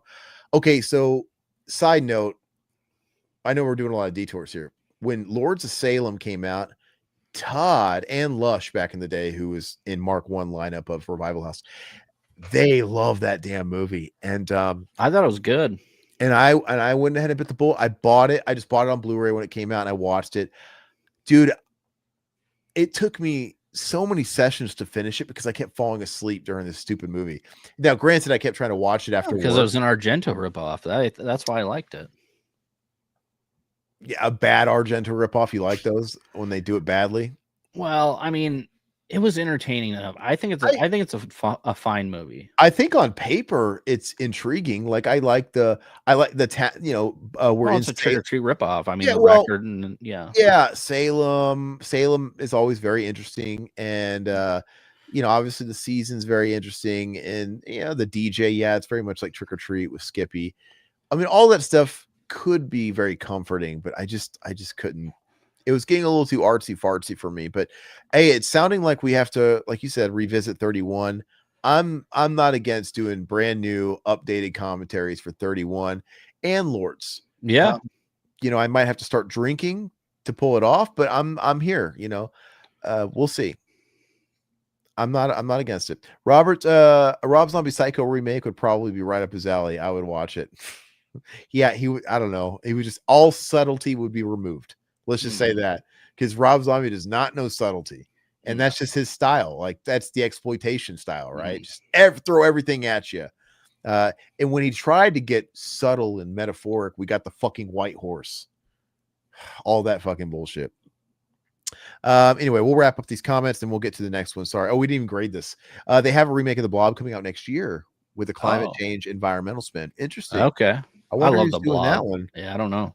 Oh, Sean Boyle, he would be honored to do 31 to suffer along with us. Well, there you go, Sean. Well, like I said, you just got to let us know when you're available and we'll kind of link up and we'll get it going. You need to reread what I said, guys. Hold on. Wait, this one? A Rob Zombie Psycho remake would probably be right up his alley. I would watch it. That one? I don't know. I wouldn't. I don't know. I mean, I would. I mean, I'd be curious. Same. Keep falling asleep to Lords of Salem. All right. So where are we at with Lords of Salem? This got a lot of. I know there's a couple. We didn't spin the wheel yet. Oh, we were just talking about Lords. Oh wait, what movie is this? This is 31. Oh fuck! Jeez, we went way down the rabbit hole. I know. He's talking about 31. This is the shittiest movie on the list, probably. Gosh. All right. So. Wait, I thought this was 31. We're on 31. Yeah, we're on 31 right now. Guys, I just put a 1 star on it so far. So we're waiting on the chat. Yeah. Well, no, the chat gave us plenty. So we had nothing but half us one out of 10s and 2 out of. We had a lot of 1 out of 10s, and we had a couple like Satan and Spooky Season were the only ones that gave it 3 stars out of 5. Okay, but we had an overwhelming amount of 1 stars. Or half stars. Let's give it 1. So we'll give it a 1. Yeah, I'm sorry. I feel like that's where we got to put it. It's being generous there. Hey, look, this is my brother, everybody. Lane. Hey, Lane, what's up? 31 brother? Is terrible. Yeah. Doomhead. See, I don't even remember that. Is that a character in the movie? Fuck, I can't remember either. The movie's terrible. It's terrible. Yes, there you go. That already brings the average down. Jeez, man. Sorry, guys. We've been talking a lot. No, it's what we do, right? We're supposed to be talking. Cabin Fever. All right. My jam. This is Eli Roth's best movie. Not to be that I loved them when they had their demo guy, but this is his first film, and best one. I think it is. I don't. It's my personal favorite. All of his films are derivative of something, but this one had a great spirit about it. It was a lot of fun. He was obviously doing his take on a certain type of film, but I don't feel like all the things I don't like about Eli Roth, I don't think he turned him up to 13 on this one. There's still like the stupid dialogue, like you have the stoner bro talking about his dog licking peanut butter off his Party dick. Man. You got which Party Man's great. Yeah, You got face, where he's got to have his like egregious cameo in the film. But all of it was still charming. I personally really like the movie. I think it's a comfort food movie, man. Oh, what a photo, dude. Look at this. Yeah, he looks like he's an 8-year-old boy, and they glued fucking pubic hair to his armpits to make him look like he was a man. But this is, he cast Ryder Strong fresh off of Boy Meets World ending, and it's too bad he hasn't cast him since or anything else. But I think this movie is pure comfort food. 7 out of 10 for me. I'm gonna give it 3.5 stars. And also, when I say like the Eli Roth stuff hadn't gotten too egregious, that whole ending where it's like it's for the N-word or whatever, and the grandpa, the hillbilly guy at the general store, and the black guys come in, they're like, oh, what's up? Oh, that joke. I think the only reason why it doesn't hurt the film is because it's at the very end. Yeah, but that was stupid. I mean, it is stupid, but it breaks the tone, but the film is over at least. Yeah. I feel like that's the kind of thing he would put in the middle of a film today. Yeah. But I'm going to give it a 3.5 out of 10 personally. I think it's total comfort food. I'm right there with you with the 3.5. I think it's solid. Like I said, it's not my favorite, but it's up there. I mean, I think it's a lot of fun. Look at that, Tom, 3.5, and I'm glad that Serena earned her flowers in the horror fandom many years later. Yeah, she was a Power Ranger. She went from nerd Power Ranger fandom to total babe vixen. Yeah, that's right. And she's doing cons today because of it. Yeah, still doing them. So Cabin Fever's 3 out of 10. I still think about the shaving scene. I didn't understand that stupid kid that said pancakes. Yeah, that's pancakes, and little Joe Dirt. Yeah, it's so weird. But I just love the slow motion when he bites him and he goes like, oh, the look on his face. And I love his reaction. Oh! The slow motion is so fucking funny. I think like the humor in that movie is pretty funny. Yeah. Ron says it's all right. 1 out of 10, still solid effects. Sequel blows dog shit. Look, you're all about throwing out the 1 stars, man. We're gonna start calling you 1-star Ron. He might be a classic horror guy, Ron. Yeah, I mean, I am too. Yeah. I'm just I try and be fair. The sequel blows dog dick. The sequel, that's the one that had 2 directors, and Ty West did half. Ty West came in and directed the latter half, and it's like the school dance or whatever. Yeah, movie doesn't get very good. But I thought his half was notably better, but it's a mess. It's disjointed. It feels like you had a couple of people pick up from each other and do their own thing with it. I never watched that remake, I don't think. No, I haven't either. But Patient Zero or something. I don't know. Yeah, but let's see. Cabin Fever. Look at that. Night 90. My man. 4 out of 5 stars. Boy Meets Death. Not bad. That could have been a title. I give Cabin Fever a solid 3. Look, people seem to like Cabin Fever. Roth and zombie dialogue is like an alien, Ron says. Who never visited Earth. Exactly. But learn English from watching the CW feeds. Tries to explain conversation skills to a deaf guy. 100%. Yeah. And that's actually how I feel about most politicians. I always joke about that with family. Like it's like somebody, it's like a pod person that's trying to fucking figure out how to talk. Have you ever seen V? I've heard of it. I've never seen it. But that's also how I feel about when adults try and write for kids. It does. It feels like they feel like aliens. It's like I always go back to Wes Craven's New Nightmare, and I'm like, how old do they think Miko Hughes is? Daddy blood. It's like he's fucking saying 2-year-old dialogue that's still not realistic, and he's like fucking 8. But yeah, no, I feel you, man. So look, we had some 4 out of 10s. We had a 3 out of 10, and we had a lot of 3.5. I think it's a 3.5. Yeah, I agree. I think that's kind of the average, and I think it's a fun movie. I agree with you. I think you're spot on with that one.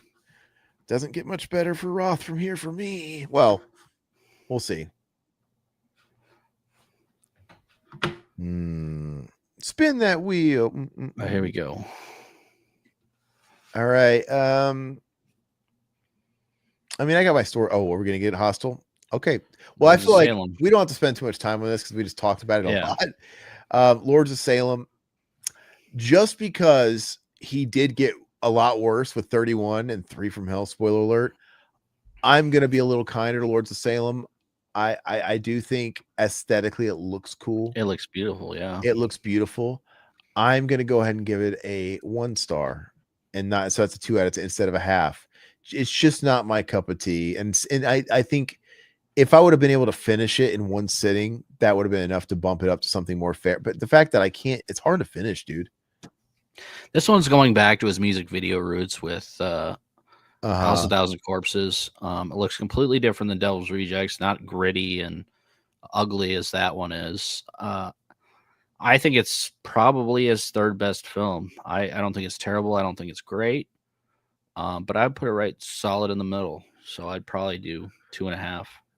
I get what you're saying, Ron. Our Gen Z writing for anyone other than Gen Z. Yeah.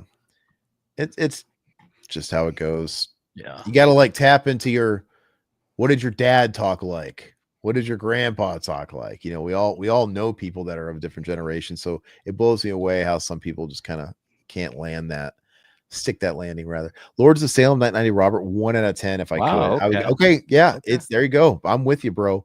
So that's 1, and Ron says I fell asleep twice during it. Very art house though. Yeah. 1 out of 10. That's Okay. a half. That's a half star, dude. I got Gushy's giving it 3. Okay, I give it a 5. Ooh, Okay, Alpha gave it a 4. you're giving it 5 stars. 4 or 5 out of 10, so 2.5. See 2.5, and Yeah. then Romero Alpha, you're giving it 4 stars, or are you giving it 4 out of? Oh, he loves it. 4 out of. Wow. Okay.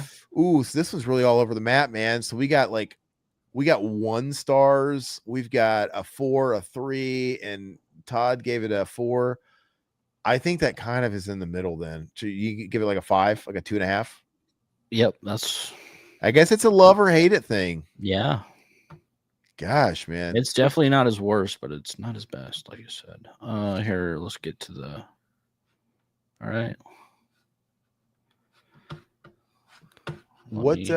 Okay. Let's see here. Well, we're getting through the shit at least. I know there's still more shit to come though. 3 from Hell. I mean, let's just put that one out of its misery. All right. Hostel. Oh. Boom. Hostel. Okay. Let's be fair. This one too is just as good as Cabin Fever. I mean, I think Todd likes it a lot. I'll let you talk about that. But for me, I didn't, when I saw this in theaters, I thought it was very I was kind of in the middle on it. And I was like, that's fine, whatever. But then when I rewatched it for our members only commentary a few months back, Mm-hmm. I thought it aged pretty well. I'm like, you know what? I mean, it's showing its age where, you could tell, oh, this movie was so edgy for the time, and maybe it wasn't as edgy today. That's not its fault. But we've just become more desensitized, and it was very proto though. It brings me back to that 2003 era, Uh-huh. which coming out of high school or whatever. It's just I remember going to the theaters all the time. I saw Hostel, and it was like something completely different. I'm like, what the hell is this? Yeah, and it's very mean spirited. The kids are assholes, which I like. A lot of people don't like that. Like, oh, they're male, like misogynist and stuff like that. But it's like they're just characters. It's like some people are like that. So I like it a lot. I think it's a lot of fun. I think it's very rewatchable. Some of the kill scenes are cool.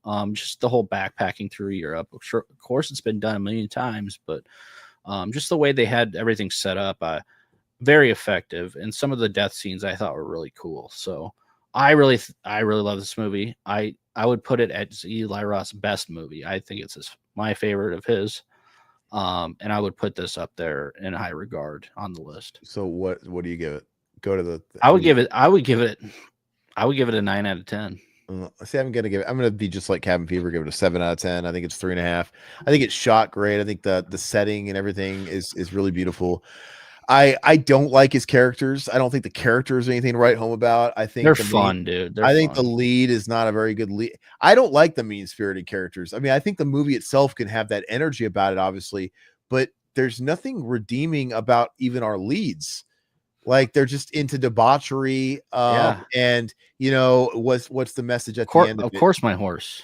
The message at the end of it is fucking eye for an eye. And yeah. Granted, he doesn't like the original ending, right, with the kid and what he does to the guy that's facilitating is obviously a lot darker.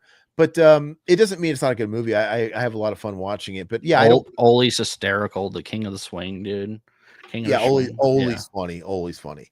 But I'm saying like our lead characters, I don't know. But yeah, it's solid. I would give it 7 out of 10. That's a 3.5. But let's see here. My brother says 4. He gives it 8 out of 10. 4 stars. That's nice. Great, man. Hostel gives it a full 5 stars. There you go, Robert. Oh, sorry, not Hostel. Robert, 99 Robert. You're speaking my language. Satan gives it 4 stars. Wow, Satan himself. Gushy 3 stars. Okay. I agree. It's Roth's best movie, says my bro. Ron Rossman says, let me get it.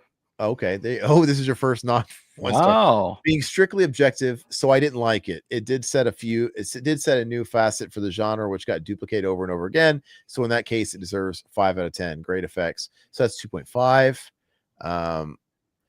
Alpha. Hold on. Oh, did I just see Alpha gave it a thumbs down too. We'll see what Alpha says. I've never met a character in Eli Roth movie that I've ever given half a shit about. Yeah, but that's what I like about the film. I don't know why, but you know what's funny is even kind of like even in Cabin Fever, the characters are deplorable. Yes, and that one creepy guy, you just take them. Like the creepy ass guy at the hostel or whatever. Just every character. I mean, they're very quotable. They're very memorable. They're not great. They're not redeeming characters, but it's a fun movie. But like even going back to Cabin Fever, Ryder Strong's kind of a piece of shit. I mean, honestly, they're all shitty in that. And obviously, you have the guy that's supposed to be positioned as the biggest piece of shit, the blonde boyfriend or whatever. But they're all kind of shitty, right? And that's what he's probably going for. Yeah. I mean, clearly, I don't think he's mastered the art of characters. King of the swing. King of the swing. I do. Okay, the part that cracks me up is when they're giving that one prostitute the Chinese finger trap, and you see their shadows in the oracles, and they're high fiving, dude. It's so funny. I think it's hilarious. It's just Eli Roth. He's like got one foot in the old school, this grindhouse high school humor, but then he's got this frat boy humor, which I think is funny. It's just wild. Mutineer, what's up, dude? Welcome to the chat, bro. He says 2 stars for Hostel, so that's kind of low. I couldn't finish Hostel. Hope says I don't like torture horror. I couldn't finish Terrifier either, but I will give it 1 star. I agree, dude. It's not my genre. Way better than Terrifier. I'm not a Terrifier's fine, but Hostel's way better. So I'm not, dude. Gore is not really this kind of gore, like mean-spirited torture stuff, is not really my thing at all. But when I went back and watched it, it felt tame by today's standards, and maybe I'm a little bit more desensitized, so I could sit through it. But it's kind of like how I felt about Audition, like Takashi Miike, who I love, Takashi Miike. I didn't watch Hostel for the longest time because everybody was saying how fucking hard it was to watch, and Takashi Miike's got some rough stuff, but everybody was talking about, that movie, and I just didn't want any part of it. Like, I can't watch it. I'm not really into it. I've seen some of his other stuff. It's like, it gets tough. I finally watched Audition for the first time like 3 or 4 years ago, and it was so tame because it took me 20 damn years to watch it. I'm like, oh wow, he's got a fucking thing in his eye, whatever. No big deal. But yeah, it's not my thing either. I know Roth didn't do Hostel 3, but that was a great one. Was it? I never saw Hostel 3. Yeah, I'm curious. That's like the casino one, isn't it? Oh, I don't know. I never really watched. So I should watch that though. This one had mostly praise. So we had a couple people that were dogging on it. We had a 1 star, a couple of 2 stars. Yeah, but we had a lot of. We had a 3. No, sorry, we had a lot of 4 stars. I don't know. We had a 5 star too. We had a 5 star. I think you have to give this a 7. I think this because they had some really lows. It would be an 8, wouldn't it? No, because you had a perfect 10.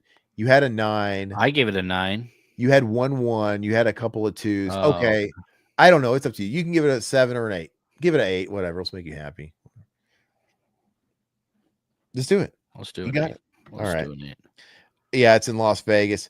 So, can you really tell that it's not Eli Roth directing it? It does it have its own like DNA over it, from a I different remember studio? seeing that at like Blockbuster or the rental stores all the time. I just never picked it up and rented it. Yeah, I'm really curious about it. Yeah, you could always buy that super cheap.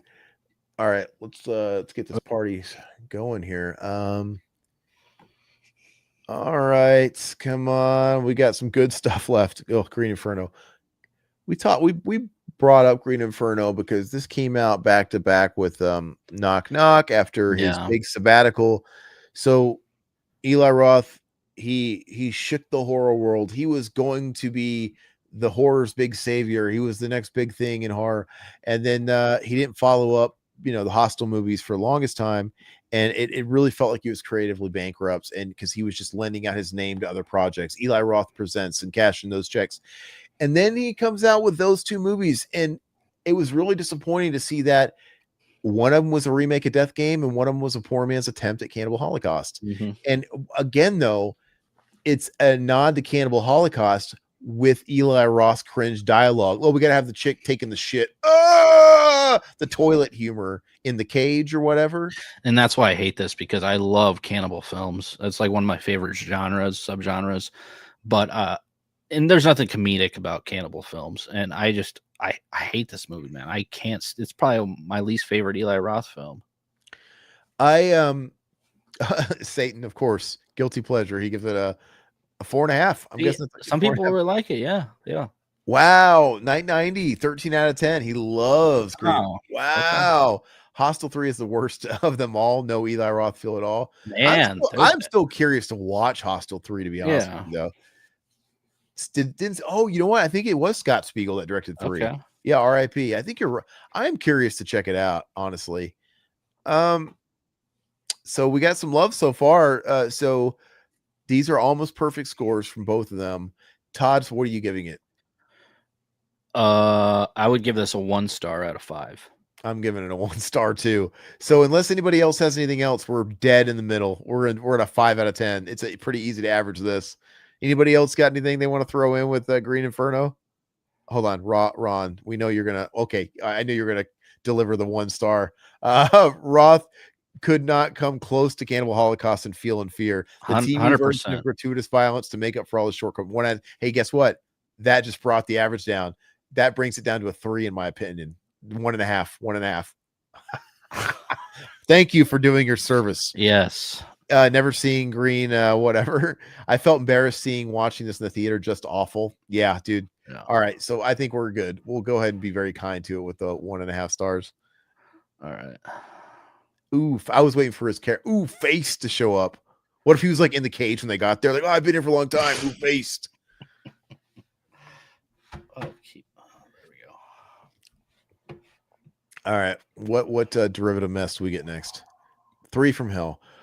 All right. Can we just put like an asterisk? Please see 31, because after he burned all his goodwill with his fandom after crowdfunding 31, he had no other options than to play his trump card and go back to the most beloved thing he ever did and make a sequel to Devil's Rejects, which he said he never would do. Yeah, with Sid Haig pretty much on his deathbed, and he had no other choice. Like, what else? Now it's like for anybody to have any interest in what you're going to do and fund, because I think he might have funded this one, got this one crowdfunded too. Yeah, the only way anybody's going to crowdfund it is if you say, "Hey, I'm going to go back to the Firefly Clan." And yeah, man, Sid Haig was on his last legs. Unfortunately, we saw him. It was sad to see him like that, man. We saw him at like one of his last con appearances, and he looked so bad in the film. He looked terrible. Yeah. They had to, props to him. No disrespect to him. He did what he could. They, I think he had. I might be wrong. He only shot maybe a fourth of it or something before he passed. They killed him off in the start of the movie, and they replaced him with like their cousin or whoever. I don't even remember. But didn't they have like a totally different thing, and he had the juke because Sid Haig was sick or he couldn't do it? So maybe that's part of it. I feel like it was the same movie though. They just had to introduce a new character, Robert Brake's character, whoever it was that replaced him in the clan. Yeah, because don't they travel down to Mexico or whatever in like the third act? And the third act's terrible, man. The whole movie is really bad. Yeah. I'm not even gonna like it's. I don't know which one's. Maybe 31 is a little No, bit this is worse. better than 31. Three There, from Hell's better. but you know what? Not good enough to really give it a different score. I'm still giving this 1 out of 10. I don't even care. It's getting a 1 out of 10. It's really bad, and I feel like anybody that likes it is just kind of giving it the Devil's Rejects bias score. You know. Yeah, I'm with you. I'm gonna give it a 1 out of 10 as well. It's a movie I'll never want to revisit. Yeah, 3 from Hell is pretty bad, says Alpha. 1 star at most. It's bad, dude. Mhm. And what was it worth shitting on? Like, I get it. This is his ace in the hole. This is his last thing. It's like, well, I got to go back to the fucking well of what was successful. But you also you hurt the integrity because most fans, they love the first 2 movies. And why would you come? It looks so desperate when you come back and you just brought down the average of your franchise. Well, there. this one wasn't even in the theaters, was it? No, or it might was have it had. I think it VOD? had select screenings. Okay. I remember there being Which is select- sad because I remember seeing Devil's Rejects in the huge theater, and it was a pretty big buzz to it. And Yeah. So I'm giving it a 1 star. Sounds like Todd's giving it a 1 star. Alpha's giving it a 1 star. Say 10. He says 2.5. Gushy 1.5. Ron says terrible Okay. follow-up that breaks canon and a cash grab compared to his predecessors. He betrayed his own canon. 2 out of 10. Absolutely. All of that just ruined it for me. I don't know why you wouldn't give this a 1. You could I don't know, but yeah, it's not good. It's not looking good for this. 3 from Hell gets 1 star for me. It felt very disjointed. Yes. 31 is better. At least 31 had a midget Hitler. True that. I Yeah. don't remember that, but I'll take your word for it. So we had a lot of 1s. We had a 2.5 and we had a 1.5. I think let's go and give it 1.5 because we had a little bit, but it was pretty overwhelming. Yeah, there we go. I'm happy with that. He should be happy with that. He deserves no better. All right. Spooky gave it 2.5. I don't know. Still not enough to bring that average up. But yeah, so it sounds like you like 31 better than 3 from Hell. Did you try doing what you liked? Did you try rewatching it? Because he said with his previous 2 films, you didn't like them at first, and you tried rewatching them and you liked them better. Had you seen 3 from Hell more than once? I wonder if it does get a little better for you. I need to go back to him as well. Like you said, if we're doing a commentary on 31, I'm not looking forward to it, but I'm interested. Maybe I'll like him the second time, but I hated him when I first saw him. Anyway, let's go and spin the wheel. I don't want to spend any more time on that shit movie. He already got enough of my time on that movie. It's very bad. Did we do a commentary for 3 from Hell? I can't remember. I can't remember either. We did one on this one Thanksgiving last year. We did that. Okay, Thanksgiving. The hack strikes again. Sorry. I think once again, now it's not a remake, but again, it's just him. He's a student of Quentin Tarantino. He came in the wake of Quentin Tarantino. Quentin Tarantino made a huge fucking splash by being this guy that wasn't afraid to really wear his influences on his sleeve and shine a light on a type of films that most people in the mainstream didn't know. Most filthy casuals, they didn't know anything about grindhouse releases. They didn't know about blaxploitation, and they didn't know about all the stuff that he was kind of infusing. The thing about Quentin, though, is he writes great dialogue. You could tell, even though he's doing his own versions of all these things he loves, it's still undeniably a Quentin Tarantino movie. Yeah. You can't mistake his scripts. You can't mistake his dialogue. And his dialogue's good. And you have, in the wake of that, you had everybody trying to write like Quentin Tarantino, and it was weird. Understandable. Obviously people were very much influenced. He was probably a film school darling in the 90s and early 2000s, but everybody wanted to write like Quentin Tarantino. And I think Eli Roth is one of those guys. He tries to be edgy with his dialogue. He has even like David Gordon Green with that Halloween movie. When you have scenes of those 2 cops talking for like 5 minutes about fucking tuna fish sandwiches in their car, remember that? Yeah. And it's really awkward. And then like you have Toby Huss where he's like, "Oh, I got peanut butter on my penis." That is them trying to be like the Quentin Tarantino dialogue, and it comes off more like Eli Roth dialogue. Yeah. And Thanksgiving is just his stab at doing holiday horror, and obviously, but it's it's holiday horror, modern style, so it feels like Scream. I don't like this movie very much. I know Todd really liked it. I thought it was way too little too late. The fact that, dude, we're talking about Black Friday. This movie came out. Black Friday has been dead for like 5 fucking years now. Oh, more than that, 10 years. Well, no, but it was still a thing like 5 years ago. But it's just so guys our age, we get the reference, but Yeah. it's not timely. No, And not topical nowadays. It feels like, is anybody going to remember this? And it felt super late to the party. It's who is this movie for? Kind of like this new Anaconda movie that's coming out. It's like, who are they making this movie for? It doesn't make any sense. But the first time I saw this, I saw it in the theaters. I really enjoyed it for a just a modern day slasher, turn off your brain slasher, fun. There's some cool gore to it. They didn't do some of the scenes from the original Grindhouse trailer for Thanksgiving, which I love that little trailer he did. The cheerleader Grindhouse. with the knife and the yeah. He PG-13ified it. It was studiofied, and they had that scene, but it was, she landed like on her back or whatever. And I mean, come on, man, they should have went hard on it. Yeah, the Grindhouse trailer was so much more fun, so cool. Yeah, but yeah, I mean, after rewatching and doing a commentary, it kind of fell apart a little bit for me. It's still fun, but I didn't like it as much as the second viewing. I give it 4 out of 10. That's what I give it, 4 out of 10. I think originally I gave it when I first saw it, like 8 out of 10. Now I give it a 6 out of 10. So I give it a 6. Spooky's talking about his rewatching thing. Yeah, the problem with me from 3 from Hell is it's just unnecessary, especially for the Rejects ending. It was tacked on because Rob had, like I said, he had burned all his goodwill with the fandom, and what else was he going to do? So it's a shame.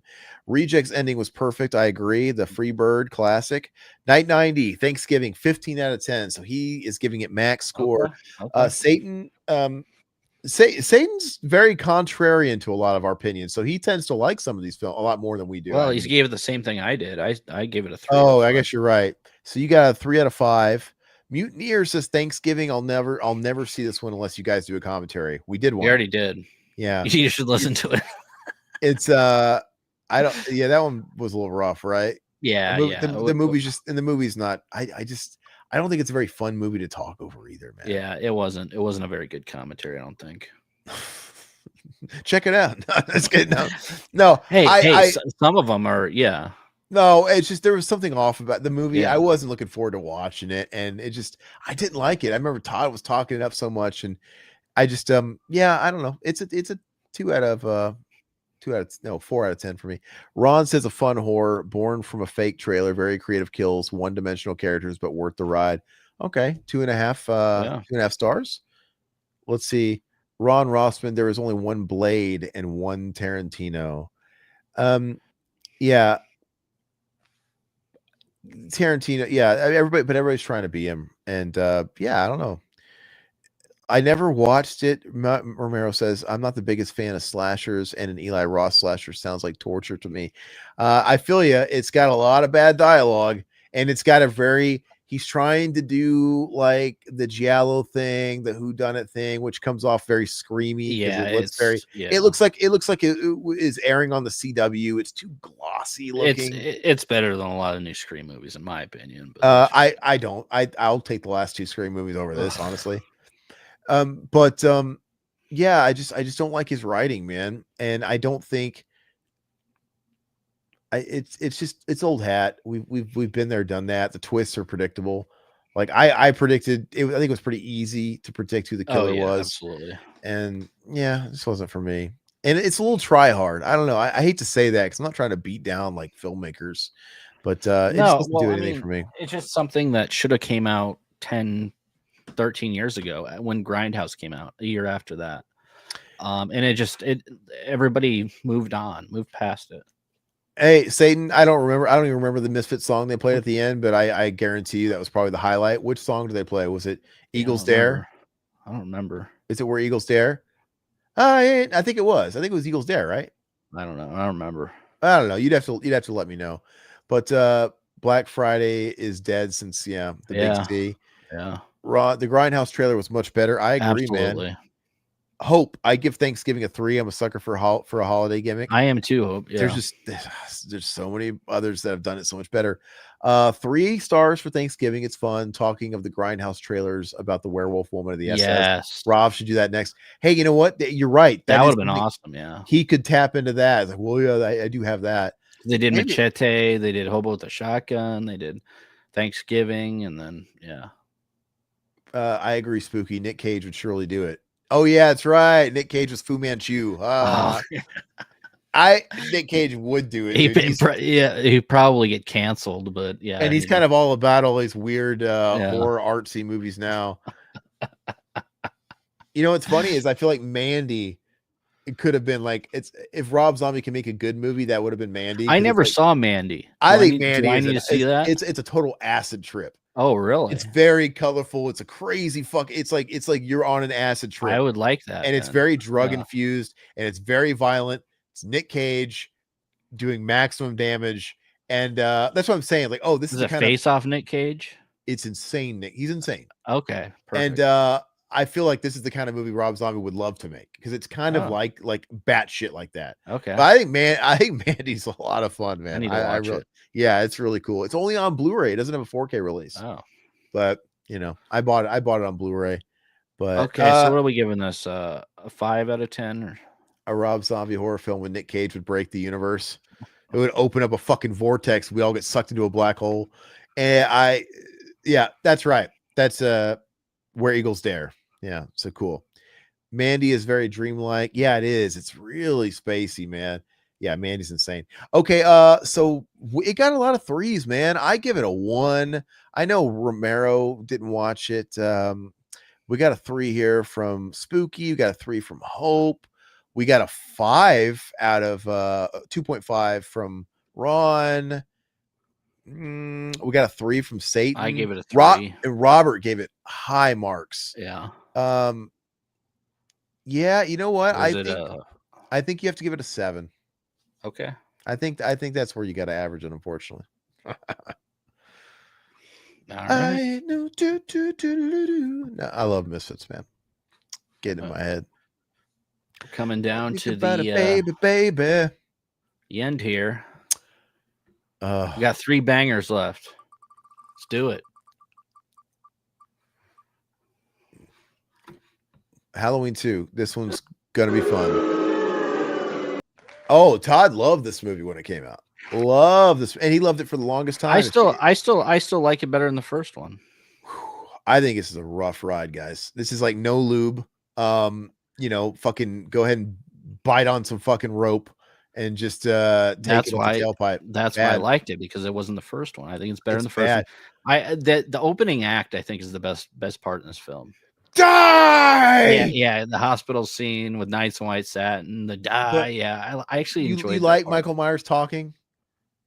No, but I mean, they really position Loomis as a bad guy in this universe. Yeah. And he's really a scummy shitbag in this one. Yeah. He's selling the book. He's got like the rock star hair and the glasses, and it's he's funny, totally it's stupid, but he has exploited his time unique with Michael Myers.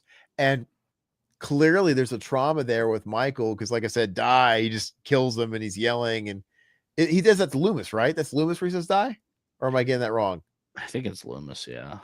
I haven't seen it in a while. I just remember they really let him off the leash, and they shouldn't have, because it's just like, oh, we got like his mommy issues. He's seeing his mom with a white horse. Yeah. Like, what the fuck is the white horse is cocaine? Like, what does the white horse mean in Rob Zombie world? I think they probably had one of those cheesy quotes at the beginning that sets you up for the white horse metaphor. I don't know, man. I thought this movie was mean spirited. The violence is very mean spirited. I don't think it is. It is. I remember when I came out of this in the theater, I just remember I was like that Stabby the movie. That was Stabby Stab the movie, because it was just Michael Myers wandering around homeless with half a mask and a beard, just stabbing people. And he was extra visceral in this one, because unlike the first one, he's like grunting, and it was very uncomfortable. So you liked Halloween Kills, but you didn't like Halloween 2. I just don't think it's You know what? I have this on Blu-ray. I bought it on the cheap, like 5, 6, 7, 8 years ago, and I have been wanting to kind of rewatch it at a morbid punishment, but I've seen it multiple times, and no, I don't like it. I think Halloween Kills is fun. The violence is fun in Halloween Kills. This is just, it's like, you know, he has him stabbing somebody and we hear him grunting and the stabbing goes on for like 15 seconds longer than it should to make you intentionally uncomfortable. I just don't like what they did with Lori. I hated the way they changed her character and she's all crazy and I just hated it. I just really hate everything about this movie. 1 star. That's it. Wow. I fucking hate this movie. Wow. I really hate this movie. It is bad, dude. So let's see here. What do you give it? I give it we got to go to the chat. What did I give Halloween? Let me just, or I can't go back because you can't go back. It's average. I think you probably did you give it a 6 out of 10 or did you give it a 5 out of 10? I gave it a 4 out of 10. You gave it a 4. I would give this a 5 out of 10. Oh, that's kind. So I'm giving it a 1. Let's see what we got here. This one's going to be a big one. This one might be the most controversial. Okay, so look, we got a lot here. Mutineer, Halloween 2 equals vomit. I'm going to call that 1 star. Yeah. 1 out of 10 or half a star. I'm giving it 1 out of 10. I'm giving it half a star. Yeah. So we got 2 half a stars. Todd's got 5. Romero says Halloween 2 is a fine slasher, a great love letter to the Halloween season, but it's a mess of a Halloween movie. What do you give it though? I'm curious. So it sounds like you're being kind of fair to it. It's got its merits. Throw a score out for us if you could. Spooky says Halloween 2, 4 out of 5. Wow, total fun. Halloween party soundtrack, totally fun, especially if you think of it as a Halloween box. Okay, respect. You're here to raise our averages. Yoshi gives it like Todd here gives it 2.5. Better than the first. Ron says brutal like the original Halloween 2, better pacing, but still a subpar remake. 3 out of 10. So that's better than the first. That's 1.5 stars. 1.5 stars. So Halloween 2, 1.5 stars from Night 90 Robert. Alpha says this movie changed the way I listen to Nights in White Satin forever. I love that song, dude. Look, Rob Zombie's music choice, his 70s and 60s, that's always great because I love that music. Yeah. And I'm sure I don't even remember what you're talking about of the scene, but I like the best that song. part of the intro. Yeah. All right, Satan, my second favorite Halloween movie of all time. Halloween's May. Oh, really? So 4 stars. Wow. 4 stars. Yeah. My brother Lane says Halloween Kills was great. There you go. I like Halloween Kills. It's fun. Boo. Spooky. It's also a movie that gets better with time. H2.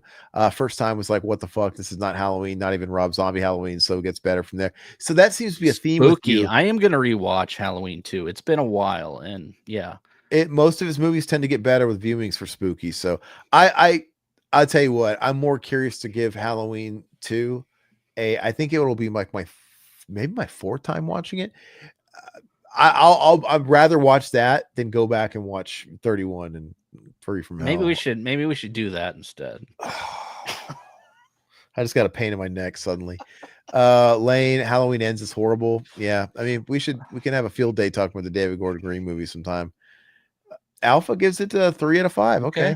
Satan says I hated it at first, but it grew on me. Something different. Yeah. It's different. All right, I'll give him that. Lane, Halloween Kills is fun to watch. Michael Myers 1 versus 20, The Town. Yeah, no, that's exactly why Halloween Kills is fun. It's over the top, stupid comic book violence, but it's like the Royal Rumble. It didn't make any sense in the David Gordon Green trilogy, in my opinion. Not saying I liked it, but the first one was better, I thought. Look, I can't say enough. It's my favorite in his trilogy because, we'll see. I don't know how many words it would be. I was going to figure out the words, but I'm just going to say, look, it's because Laurie fucking Strode is bedridden the whole movie. Yeah, that's true. I love it. Just help it out. Like her character is like so reduced, and I love it. It really helps. Agree 100%. Spooky Season. Satan, okay, loves it too. Rob Zombie's Halloweens are 10 times better than David's, which for me was like wanting to have the best of the classics and also zombies. Interesting.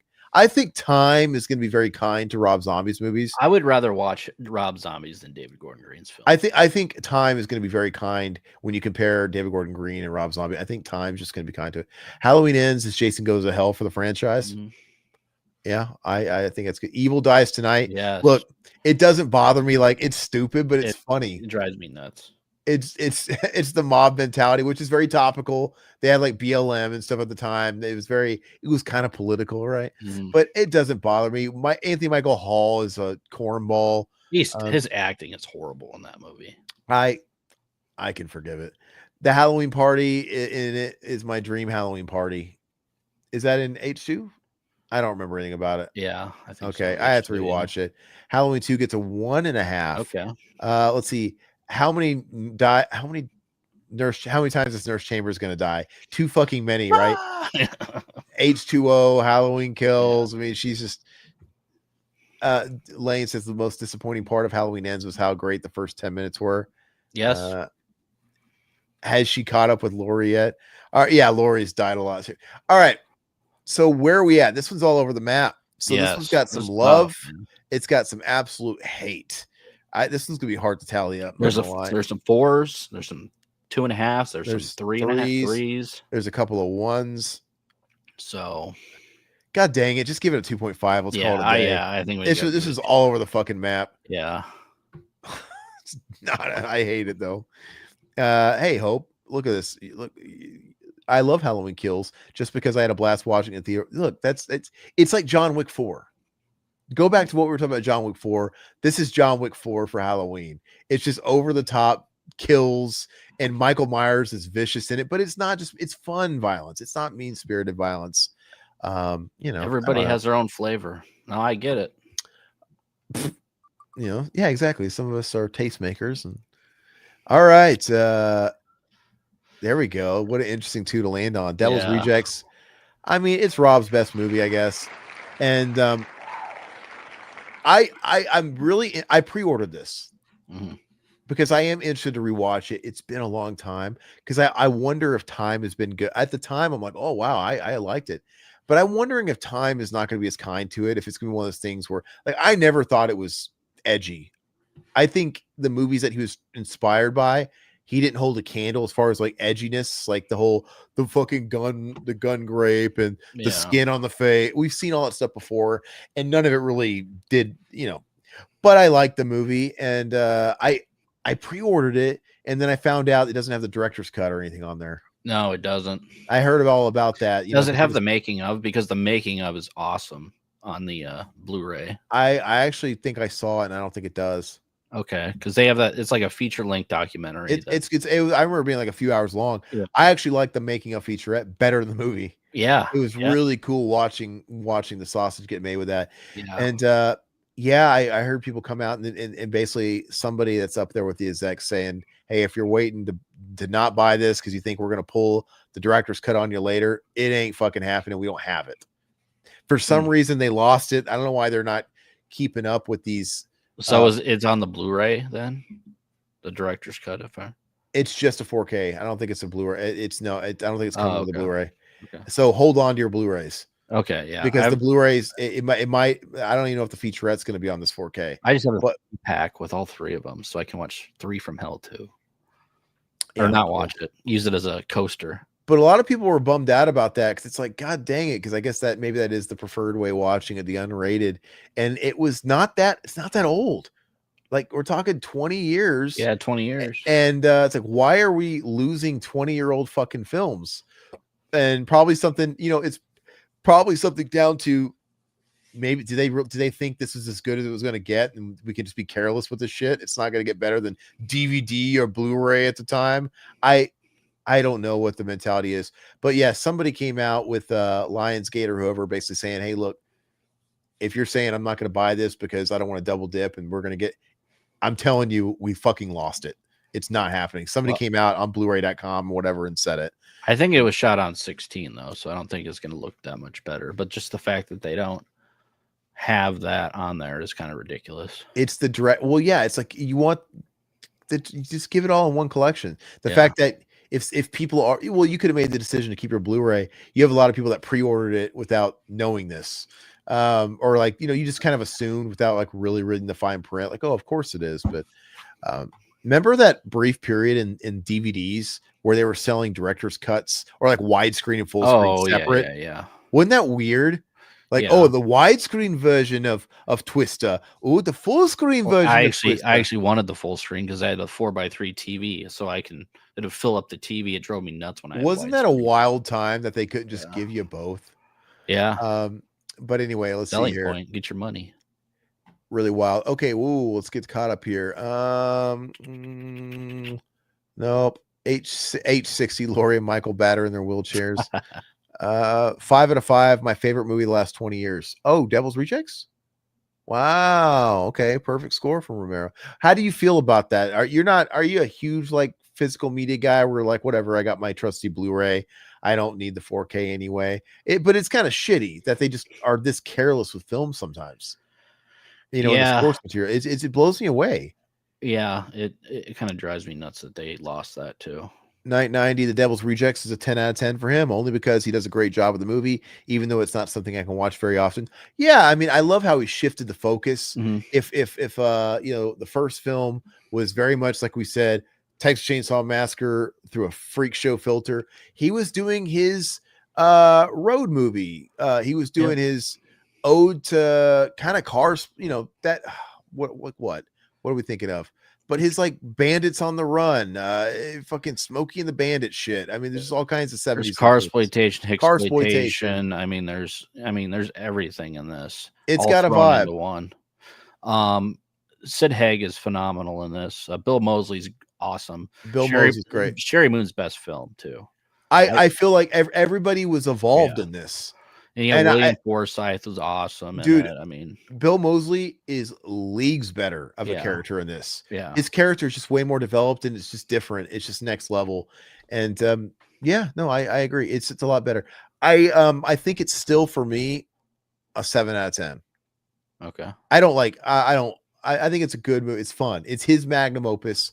I don't think it's gonna it's not gonna break right. It's worth owning again. I bought the 4K. I'm a schmuck. I didn't know it didn't have the fucking director's cut, which is a bummer. But I had another great theater experience. That's the thing about Zombie. He had two films with two great theater experiences for me, and I love this film. I think it's great. I mean, it doesn't look great because it's not supposed to look great. That's the whole thing.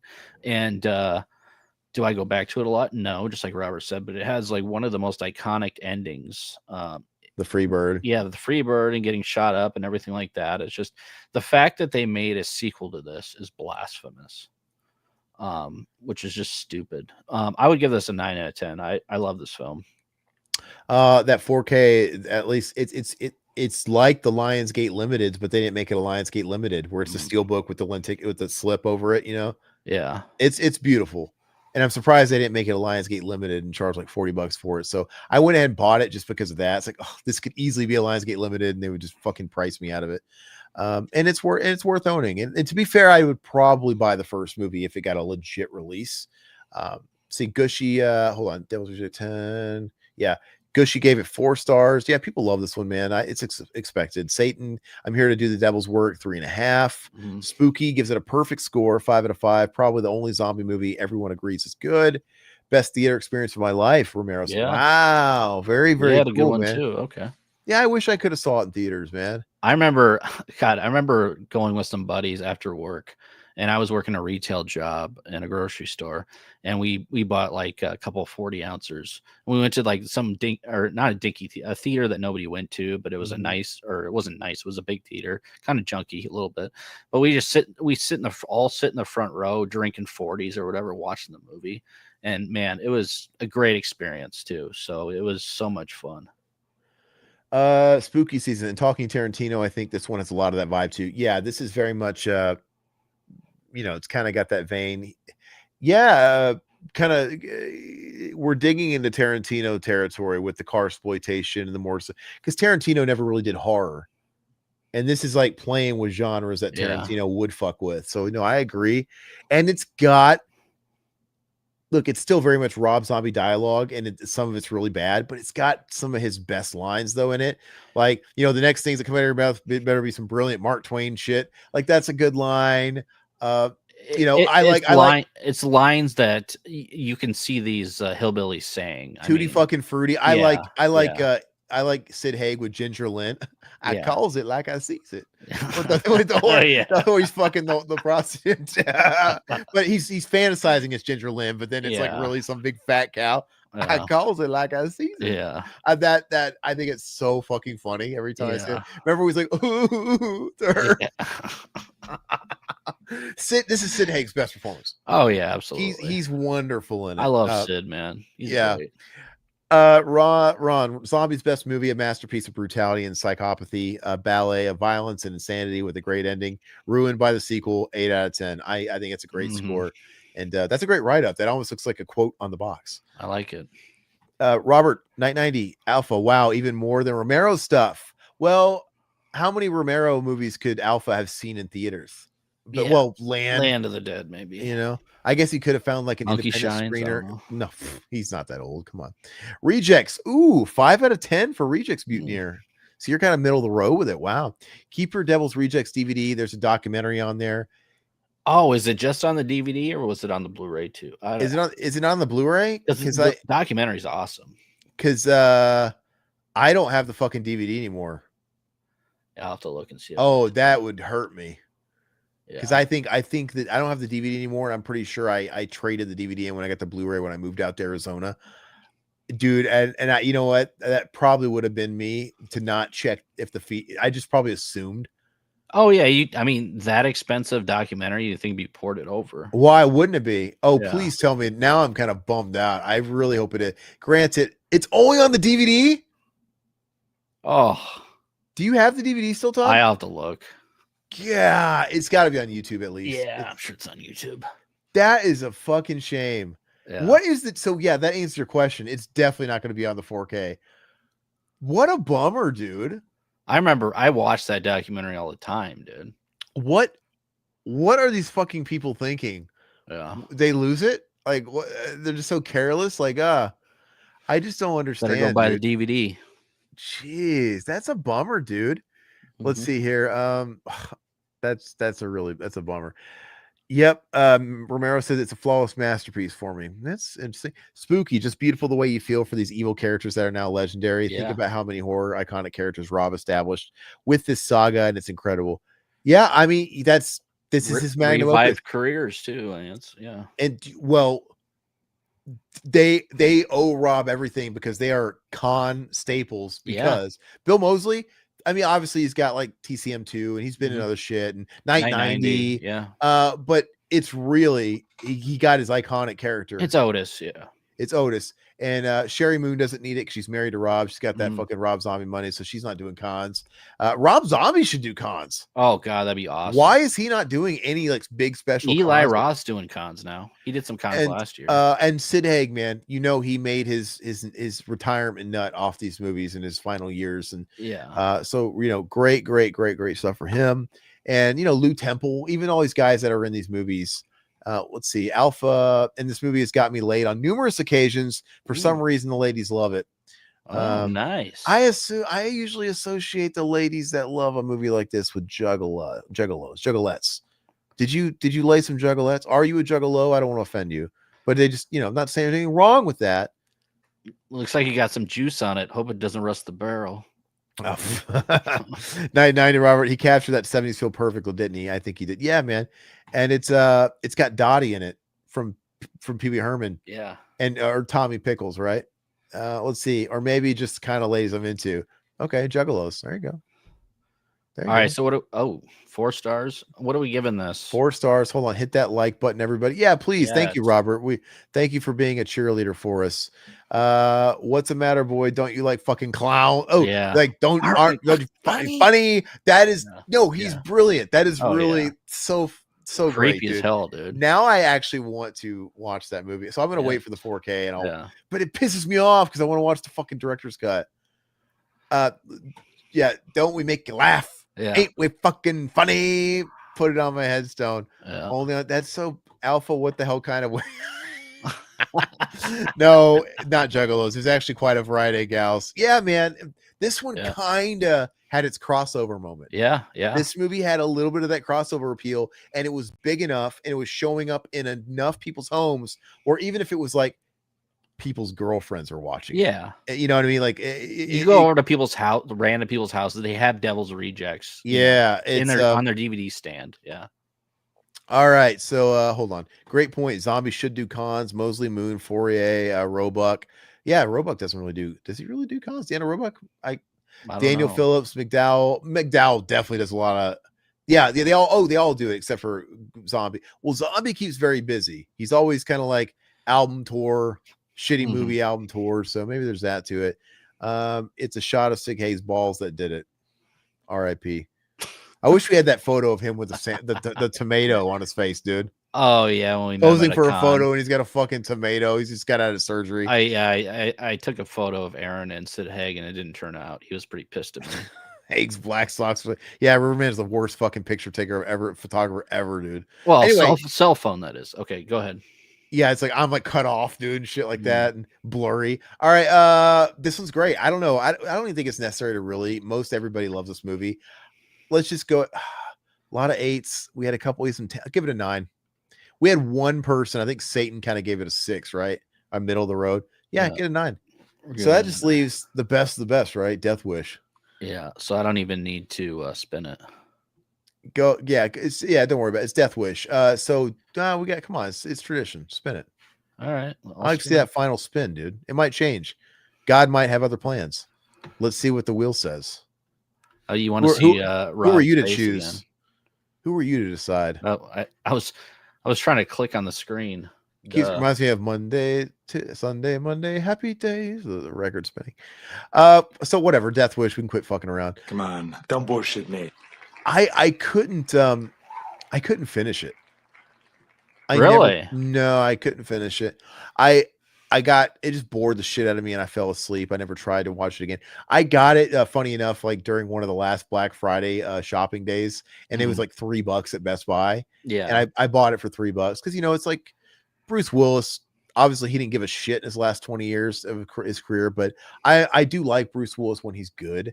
And I'm like Eli Roth. I like Death Wish, so I'm like, $3. The Death Wish franchise is iconic. I love all 5 of them, man. They're all so much fun.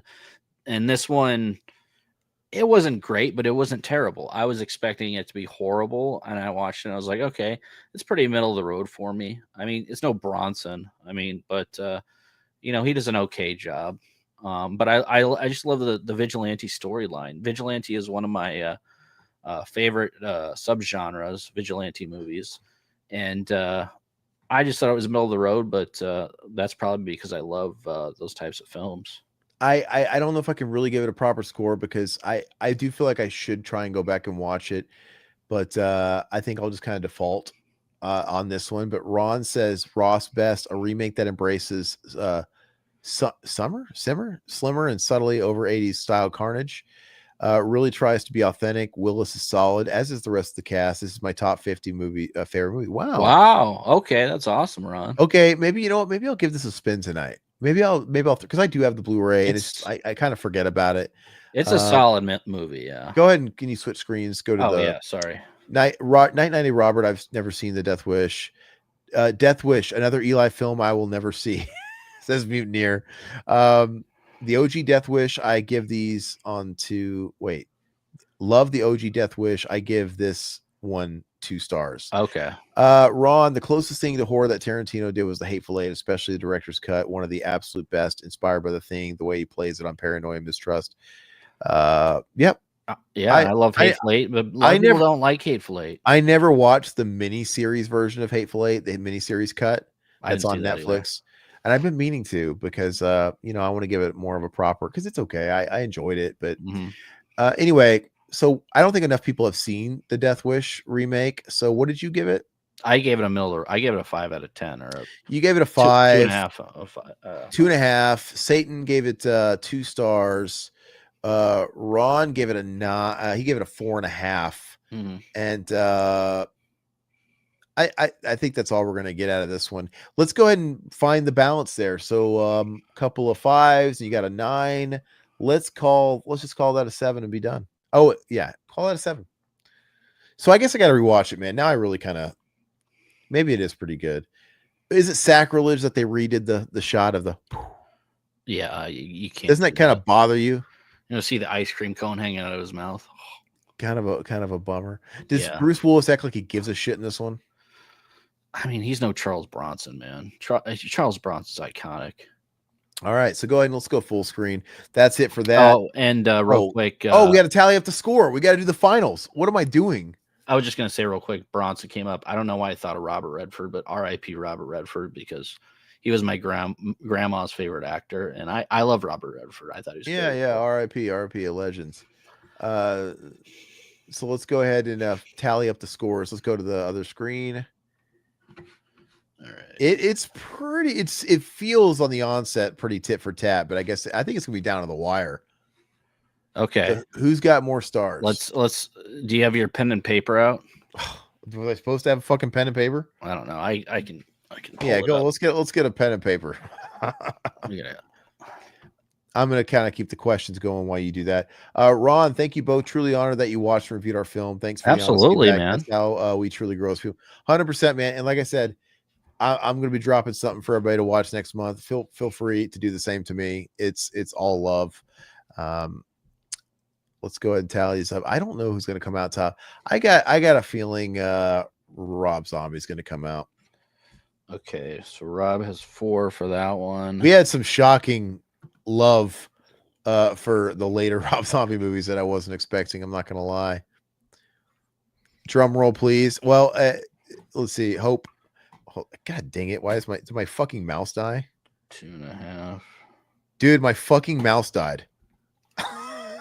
Oh, do you have one of these? Yeah, I have the same ones. Yeah, I got the same. Grab your USB-C. While I tally these bad boys up. That's like the first time I think it's ever died on me, man.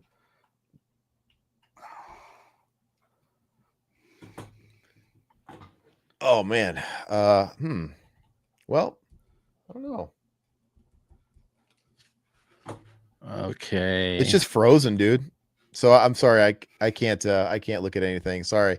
But I was gonna highlight Hope was saying drum roll, please. I'm like, this is gonna be a long drum roll because he's like literally calculated. We should have been keeping score from the beginning. I'm sorry. I've already been. Oh, have you been already keeping score? No, I haven't been keeping score. I've just been wearing so many hats. It's like there. Okay, so Rob Zombie's total is. Do we have a drum? I can't use my mouse. This is fucking crazy. I'm gonna have to restart my PC when we're done. At least it's at the end here. Yeah, spooky season. I can't highlight your comment. I'm sorry because my mouse is on the shits. But he says, "What happened to the monsters? I prefer that one to Borderlands." We had to even it up, and we had to remove one from each director. We had to shave some stuff off to make it a fair fight. But Todd took out the monster. I would have loved to have shit on the monsters because I don't like that one. But Borderlands is shit too. That one's the monsters is horrible. Dude, that's so wild that my shit just died.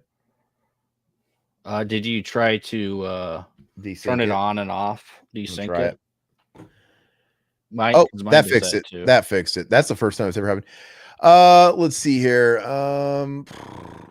Ronald, check out your movie tonight. Congrats on making a movie. 100%, dude. Big ups. It's so freaking hard, man. Like I said, it's amazing that you accomplished that. And Satan, yeah, dude, check it out and come back with your feedback. I'm dying to hear about it. Hey, Ron, play your cards right. We'll do a commentary for it. I would do indie month. Even at its worst, Rob Zombie at least has his own funky vision. Roth is just bootleg Tarantino does. Yeah, I will say that because like Rob Zombie's style, I thought was really cool when it came to his music videos. Oh, absolutely. So it's like a lot of that is just kind of in his film. So it's not really the style, the aesthetic that bugs me about Rob. It's kind of some of the other stuff. It's straight up story and writing and please review it too. What happened to them? Okay.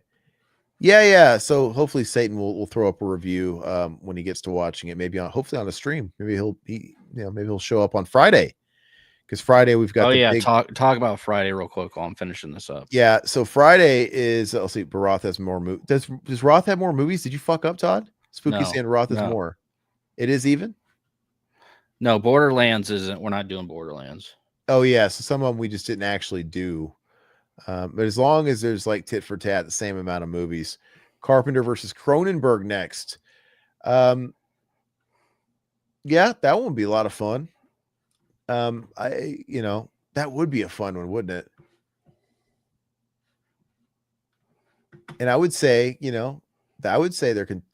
Cronenberg, his career changed and he had a lasting career that went beyond Carpenter and, doing certain films like A History of Violence and Eastern Promises and things like that. But we would have to do it and make it fair for Carpenter and like stop at Cronenberg at a certain point, perhaps. But that would be a lot of fun because Cronenberg's got some classics as well. I prefer White Zombie over Rob Zombie. Don't we all? Yes. That Hellbilly Deluxe is very nostalgic. I think Hellbilly Deluxe is fun. But I think Hellbilly Deluxe is where that was what the next White Zombie album after Astro Creep would have sounded like. Full stop. That's where they were going. And but yeah, I mean, I like Astro Creep. I think it's a fantastic record. Raimi versus Romero. Yeah, because okay, that would be interesting. Carpenter versus look, I think we have a great idea here with this Carpenter versus Cronenberg thing. Next time we do this, it should be Carpenter versus Cronenberg. What do you think? Oh, I'm down. Okay, so we'll make that a note. Maybe I don't know if we'll have room for it next week. Maybe the week after. We'll talk about it, but I like it. All right, so Todd, okay, I'm gonna share. I'm gonna do a picture of who the winner is. Oh, so you're gonna keep us in this. We're gonna see the picture. You're gonna see the picture of the person who is the winner. Okay, drum roll. Wait. Brrr, do we not have that sound effect? Do we have a sound effect? Hold on. Come on. Let's do it. Yeah, there's a drum roll. I got it. Bongos? Is that it? Do we have a real drum? Here it is. Yeah.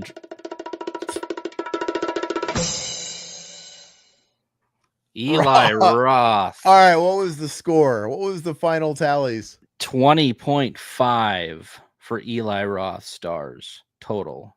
20.5. Yes. And for Rob Zombie, 18.5. It was close. Yeah.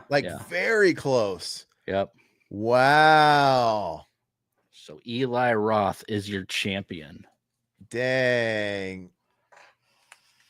Yeah, the one on that Escape from LA soundtrack, White Zombie. Yeah, I wish I had a copy of that.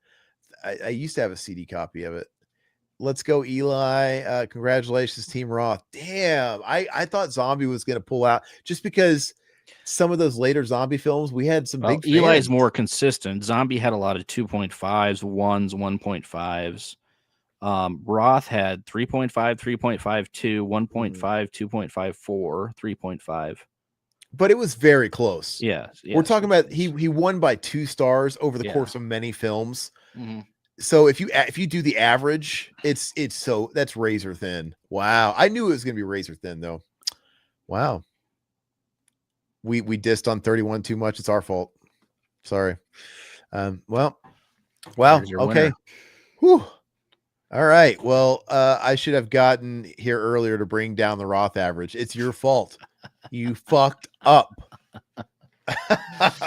Okay, so that was a blast, dude. That was a lot of fun. You guys have been awesome. And I want to say Friday, once again, for all you in the back that came in late, Friday, we're starting a new series where we are going to be diving into and going through all the old issues of Fangoria magazine, starting with issue number 1, 1979. I'm not sure what month it is. And it's got Godzilla on the cover. And we're going to be going through it. We got digital copies, PDF, and we're going to go through and take a trip down memory lane and discuss everything that's in all of those pages, reviews, features, even ads. And I think it's going to be a lot of fun. I'm actually really looking forward to it. Yeah. And, if it goes well, we're calling it Fango Friday. If it does well, we'll do a Fango Friday issue 2, issue 3, issue 4, so on and so forth. But let's go ahead and wrap up some comments here. No, it is not members only. Satan, this is for everybody. Yeah, I'm very, very excited about it. Yeah. But speaking of members only, it'll be not next week, but after next week, we're going to be doing our members only commentary. So that'll, we do those once a month. Mhm. But no, we are doing For everybody. we're doing the Fango deep dives for everybody, and I'm really, really, really excited about it. And that's 10 o'clock Central on Friday. Yeah, 10 o'clock Central. I should have gotten here. Yeah, sorry, we already read that disc. Eli does not have a single character as legendary as Otis or Spaulding. I agree. 100% spooky. Yeah. So look, I think you could make an argument, in my opinion. Like I said, they both have their high points, but I think you can make an argument that even if Eli Roth is slightly more consistent, he doesn't hit a high as Rob. No, he doesn't. You know what I mean? So, but yeah, only time will put Zombie in a better place.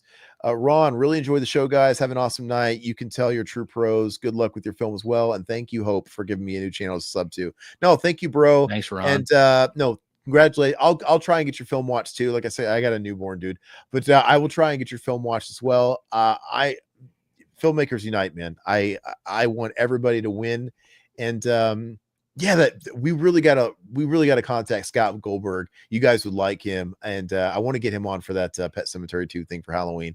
Yeah. Yep, not members only. Gushy demands a recount.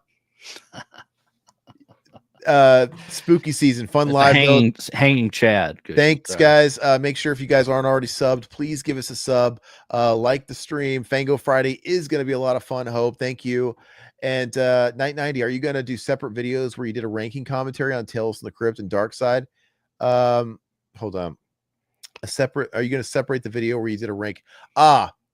Yes. Okay. So let me bring that up. So first off, on that note, I was telling River today, I think next week I want to do another round of that. I want to do a double feature, another Tales from the Dark Side and Tales from the Crypt live stream back to back. And yes, the plan is for me to still split them up and make their own videos out of it. You guys got to give me some grace, man. I had in the hospital dealing with kids. Yeah, and we had some stuff with the kid and some hospital visits after the, I've been really just neck deep in the new fatherhood thing. I'm still slowly but surely finishing the edit for our the Crow Wicked Prayer commentary, which is awesome, by the way. So my goal is to have the movie's not awesome, but the commentary is awesome. So I'm really hoping that I can get that done this week. And then yes, the next thing is I'm gonna edit the videos out of those shows. But the stream is up for everybody. You can still watch the stream, but I will work my magic. Don't you worry. But yeah, what do you say to that? So next week, Todd. So this Friday, Fango, the debut of Fango Friday. Next Tuesday, we've got the season finale of Alien Earth.